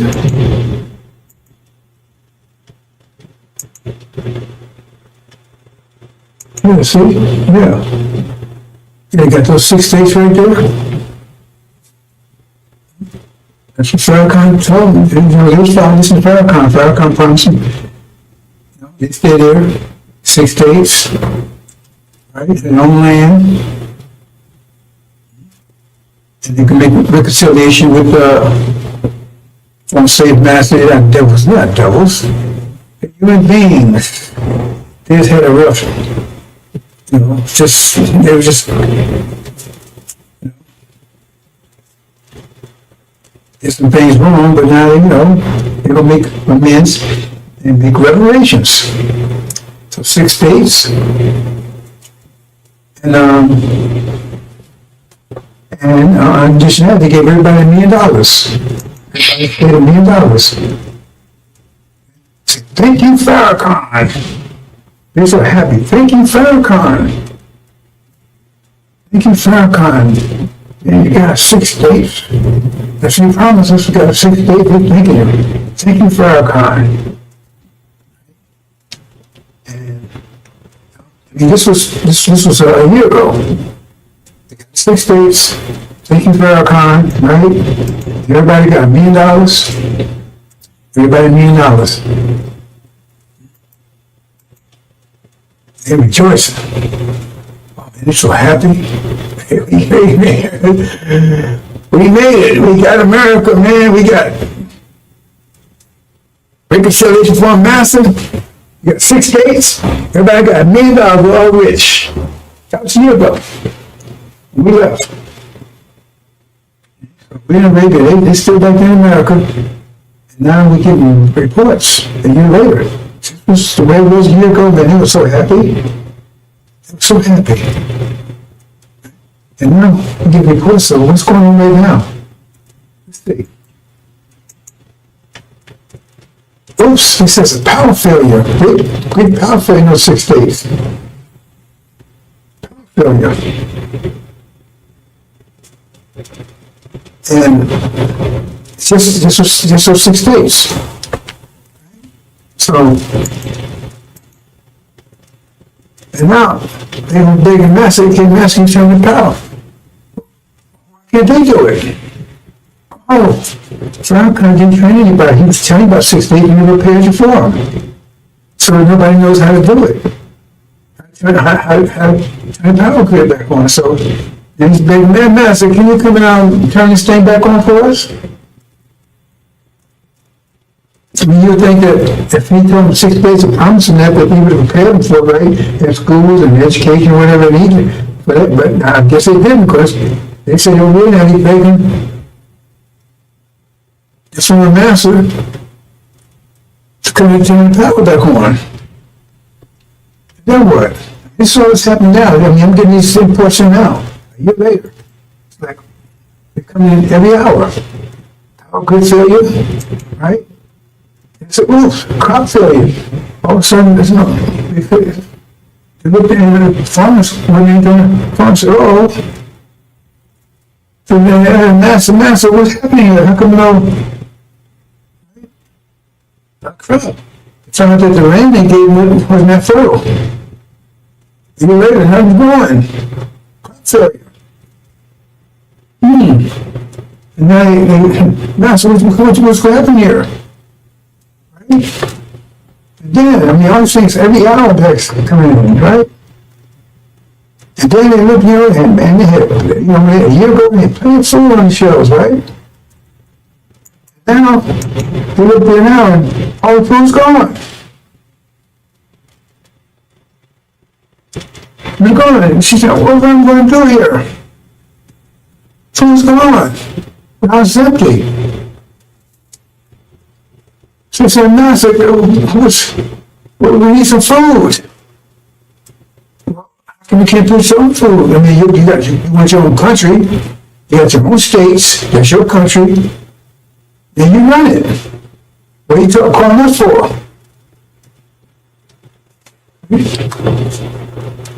So they're praying. And then, oops, no fuel. There's no fuel there. Well, you got to buy your fuel. You got to produce your own fuel. What you calling us for? You got your own 6 states now. What you calling us for? Go and get some fuel. You got money, right? You got your own states. So you got to get your own. What you calling us for? You said you wanted your own, so now you got it. You got your reparations, so we don't owe you anything anymore. We don't owe you anything anymore, so what you calling us for? We don't owe you anything. You said you agreed to 6 states and $1 million per person. You took that instead of the inheritance, what you call Abraham covenant, Arabia. Your brothers and sisters, they left, they took that was offered to them, they took it. And you said, no, I want this instead. So now you got it. So what you calling us for? Oh, no communications. Oh, man. No communications, right?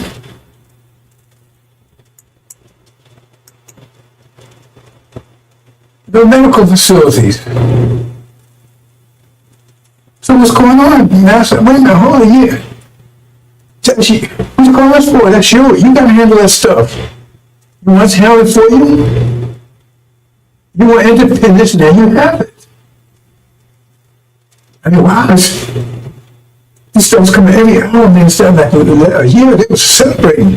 And now they're crying, begging the master of grace. Look at all these problems here. So wait a minute, that's just what comes about your problems. You have to work those out.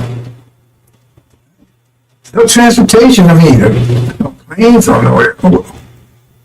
About fly planes and drive trucks and boats and stuff, and you go and get this stuff. What you got us for? You wanted this, you got it. So go ahead and get to train your own pilots, build your own planes, build your own boats, and right? You see what I'm saying? Transportation, build your own trucks. What you got us for?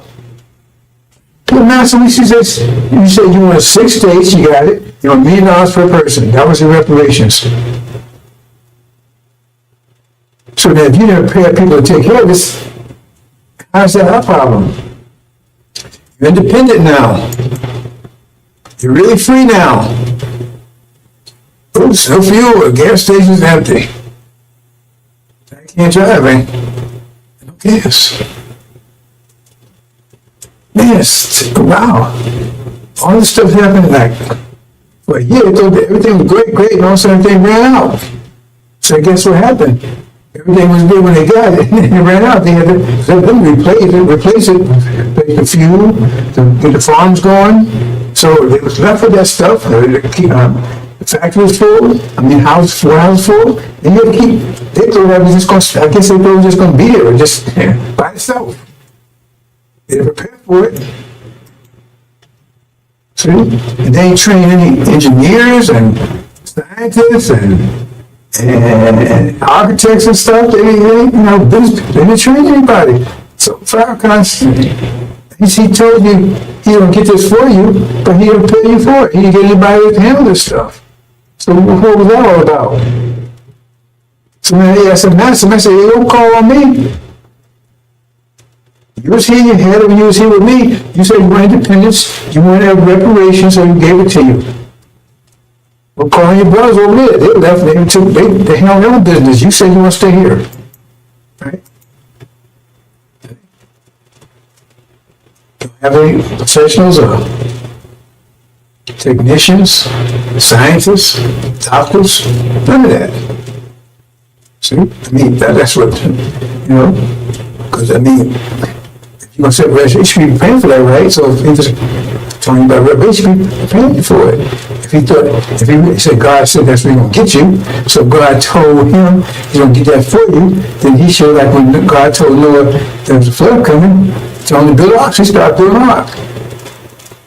And so you should start preparing for the 6 states, and the reparations, apparently you didn't. So now, it tells you, look, hold it. We want total separation. We don't want you to call us no more. We don't want you to call us no more. Because you're wearing us. You want your own country. You got your own land. Right? You got money, $1 million, all this stuff, right? So now we got to protect your money and everything too. No, you have to create your own money. You have to do all these things, your own wealth, not ours. Right? So we're going to cut you off from transforming that too. That's all economics. So they're going to tell it. They tell all the people, all the white folks, right? All the black folks. Now all the black folks is either in Arabia or in those 6 states. That's the solution. It'd be one way or the other. There could be no integration, that kind of stuff. That's the deal. You said one or the other. So all the black folks are there, and no integration, that kind of stuff. Right? Was it one or the other? So they're there. So they said, okay, right? So they just say, we want to take our money because we don't know what y'all doing over here. You have your own money, you have your own wealth. So they do is they tell all the white folks, say, protect your money. Right? Transfer your money into gold. And all your dollars into gold. Now remember, they gave everybody $1 million a piece. So everybody got $1 million a piece, right? They transfer it to gold. And then what happens is that what they do is they start just printing money. Which is not printing money. You understand what that means? It's inflation. Because if you got $1 million of gold, $1 million ounces of gold, say $1 million ounces of gold, understand this, and you got $1 million certificates, then you say each certificate is worth 1 ounce. If you got $1 million ounce, each certificate is worth 1 ounce. Understand that? You got $1 million ounces of gold, and you got $1 million certificates. Each one of those certificates is worth 1 million. If you want to say trade with the certificates, each one of the certificates is worth 1 ounce of gold. But if you take and print, say you got $1 million ounces of gold, you got $1 million certificates. Each one, but say you print twice as many certificates, you got 2 million. Well, then each certificate is only worth 50 cents now. You got to connect that to the gold. You print 4 times, then each one is worth a quarter. So the more you print, the less they work because those certificates have to equal what the gold is. See, so the more you print money, the less, right? The less they're worth. So if you print twice as much money, right, then less gold. You understand? So a dollar is worth an ounce of gold. That's right. Then if you print double that amount of dollars, then each one's worth half an ounce. You understand? That's printing money without increasing your wealth does. That's inflation. So what happens is, they keep printing. They get down to where $100 is worth a penny. See, that doesn't affect their people. They try to protect their money because they transfer their money to gold. So gold still has its value. It's just the dollars don't. Still got the same amount of gold. But the dollars, they get down to a penny. So you can't buy it. You had $1 million, now $1 million worth of $5. That's all it's worth. $1. Hardly worth anything. Hey, that's our money. You gotta have your money, control your wealth. You can't keep coming at us what you're doing. And you think they would do that? You've been a Gaza lately? You see what happened to the trees they made, the so-called natives kept telling you to fall down because they kept making trees, but then they broke the trees. They took their land and genocide everything else. But no, they wouldn't do that to you. See? Because now you have, your money's worth nothing. They haven't lost anything, because once that money's worthless, it's no good, right? Then you burn it up, throw it away, it's worth nothing. People still got gold, and even if they take it, hold on, the money hopefully increase again, they use another certificate, use another form of money. So it's still worth nothing. The $1 million you had, you was so happy with now, it's probably worth $1 million. You can't buy anything $1. Plus the economy's collapse because everything is selling and you don't know how to repair it. You don't have to get communications. You don't have to do any of this stuff. You're an engineer, but how should I know anything? Because it's our company. Right? He didn't know how to prepare you. He told you to give 6 days. He told you, listen to me. Right? Now, you're broke. The economy's gone. No food, no electricity, no power, anything. It's not their fault. They gave you what you asked for. You saw out your inheritance for that. And then they closed the border. Because you're going to try to get back into America now. We're going to come back in, Master. No, we don't want you back in here. We saw we want to come in. No. As you chose, you stay there. They closed the border so you can't get back in here. You get back in into what you call your land now? Swaziland or something? Farrakhan. Maybe call it Traveland. Farrakhan. You got the Farrakhan. Right? So they close the borders, you can't. Because now you're hungry and everything else. Your money's worthless. Oh, God, I come back, Master. I come back, work for you. I work for Popeye. I do anything you want. No, either they were in Arabia or they in that land. There are no blacks in America any place, just in that land that you 6 days. And then you're starving, you ain't got no money's worthless, nothing works, and they close the border. And then you see Mr. Anthony on the phone, he talks to the guy, you get paid to help you. He finally got rid of niggas. Finally got rid of them. Finally got rid of them. So you see on the phone, yeah, it worked. We saw them in Revelation, we saw them that used car. They turned the miles back and everything else, and they bought it. See? They could have had a BMW, they could have a Lamborghini, they sold it for BMW. Good, damn thing didn't work. Now, it's starving. Living in tents.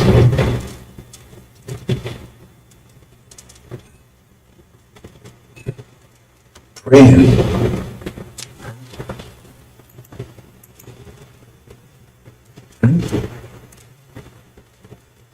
So what? Anyway. What we gonna do, Farrakhan? What we gonna do, Farrakhan? You told us to take reparations, so we did, but they gave us everything we asked for. What we gonna do, Farrakhan? What we gonna do? Pray.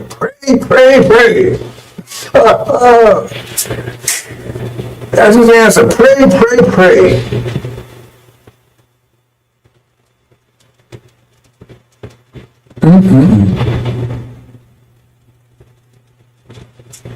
That's your reparations. Like Elijah Muhammad said, get a big picture. Leaving, the blacks staying on the shore, the ones stay behind, and they was whooping their ass. Because they thought you think they would give you some land to take care of you? And they won't do that. They go bankrupt, give everybody $1 million, you know what it is? 17 million, that was 17 million times, 17 million times a million is like $17 trillion, I think, something like that. What are they going to do all for you? They want to get rid of you. So now they have to proceed it. Because they close the border, what you going to do? When you want to fight, they come out, they close the border. They got the military around there. They finally got rid of you. No more black problem, no more Negro problem anymore. Who's out of here? And those good that's here. They're gone, and our hands are clean. We gave what they wanted. Or anything. God honors contracts. Remember he honored the contract with Jacob. He sold his birthright for a bowl of soup to Jacob. It was Esau's inheritance. And God honored it. Okay, Jacob, it's yours. You're the one. And that's the deal. Because he ain't your friend. Pharaoh ain't your friend. Pray, pray, pray. That's the answer. This homeland you was promised, you never rejected it. So then you got what you asked for. So they gave you reparations today or tomorrow. How would that scenario not play out like that? Well, they say, okay, you got it. Tell me that scenario wouldn't play out like that. And tell them why they wouldn't do it. And there'll be so much they can say, okay, we're going to take care of them. And I said, why did they take care of you when you was right here? He was working at Popeyes and then they get up on Section 8 other stuff right here with David. Because you know they're trying to get rid of stuff right now. Trump's trying to get all that stuff right now. Because they're closing on you don't realize it. Anyway, that's just, that's what's happening in America. Wow. Of course, coming there. It's a disaster over there. You know, I just got a call. Oh, really? Really? You serious?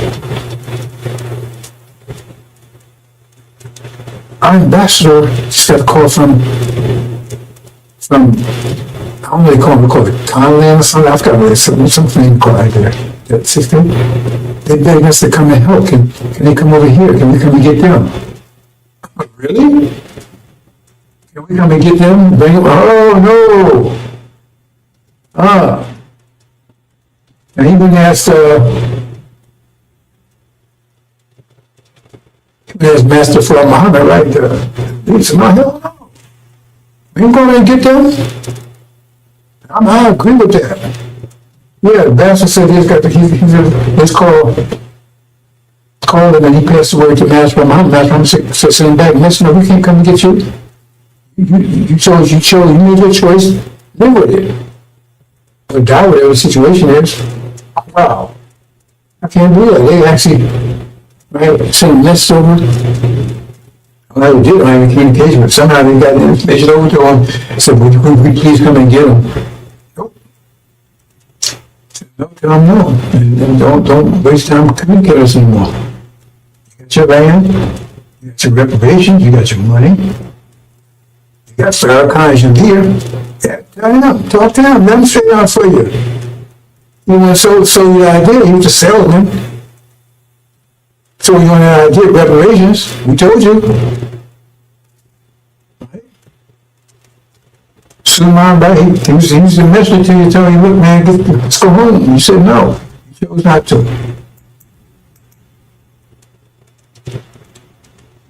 Okay, Okay, well, since that's a sad story. I guess that's it. Is that it? Oh, they're not getting more reports.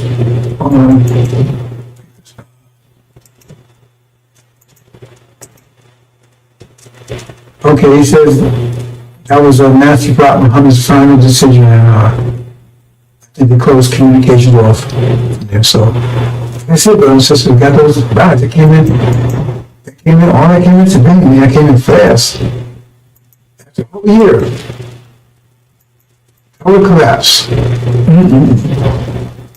They're begging it. Somebody help me. We can't do it.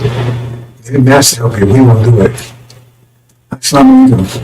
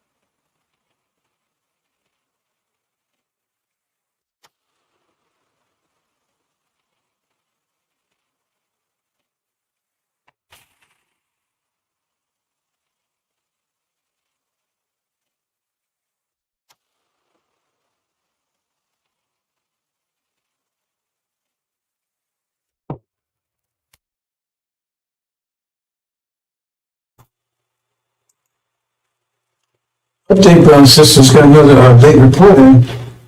They said, well, if you want to come and get us food, we please send some food. They begged them, please send some food. That's what I'm saying. I'm not sending a damn thing, nothing, zero. I said, please just send some food. This guy that in. He says, if you can't come and get it, please send some food. He says, no. He refused. That's the report. I just got the information from the ambassador. He said that he's ready to meet. He says, no. He said, please send us some food. He said, no, no way. You made your choice. Case closed. Just got that in, bro. It's just, that's not like him.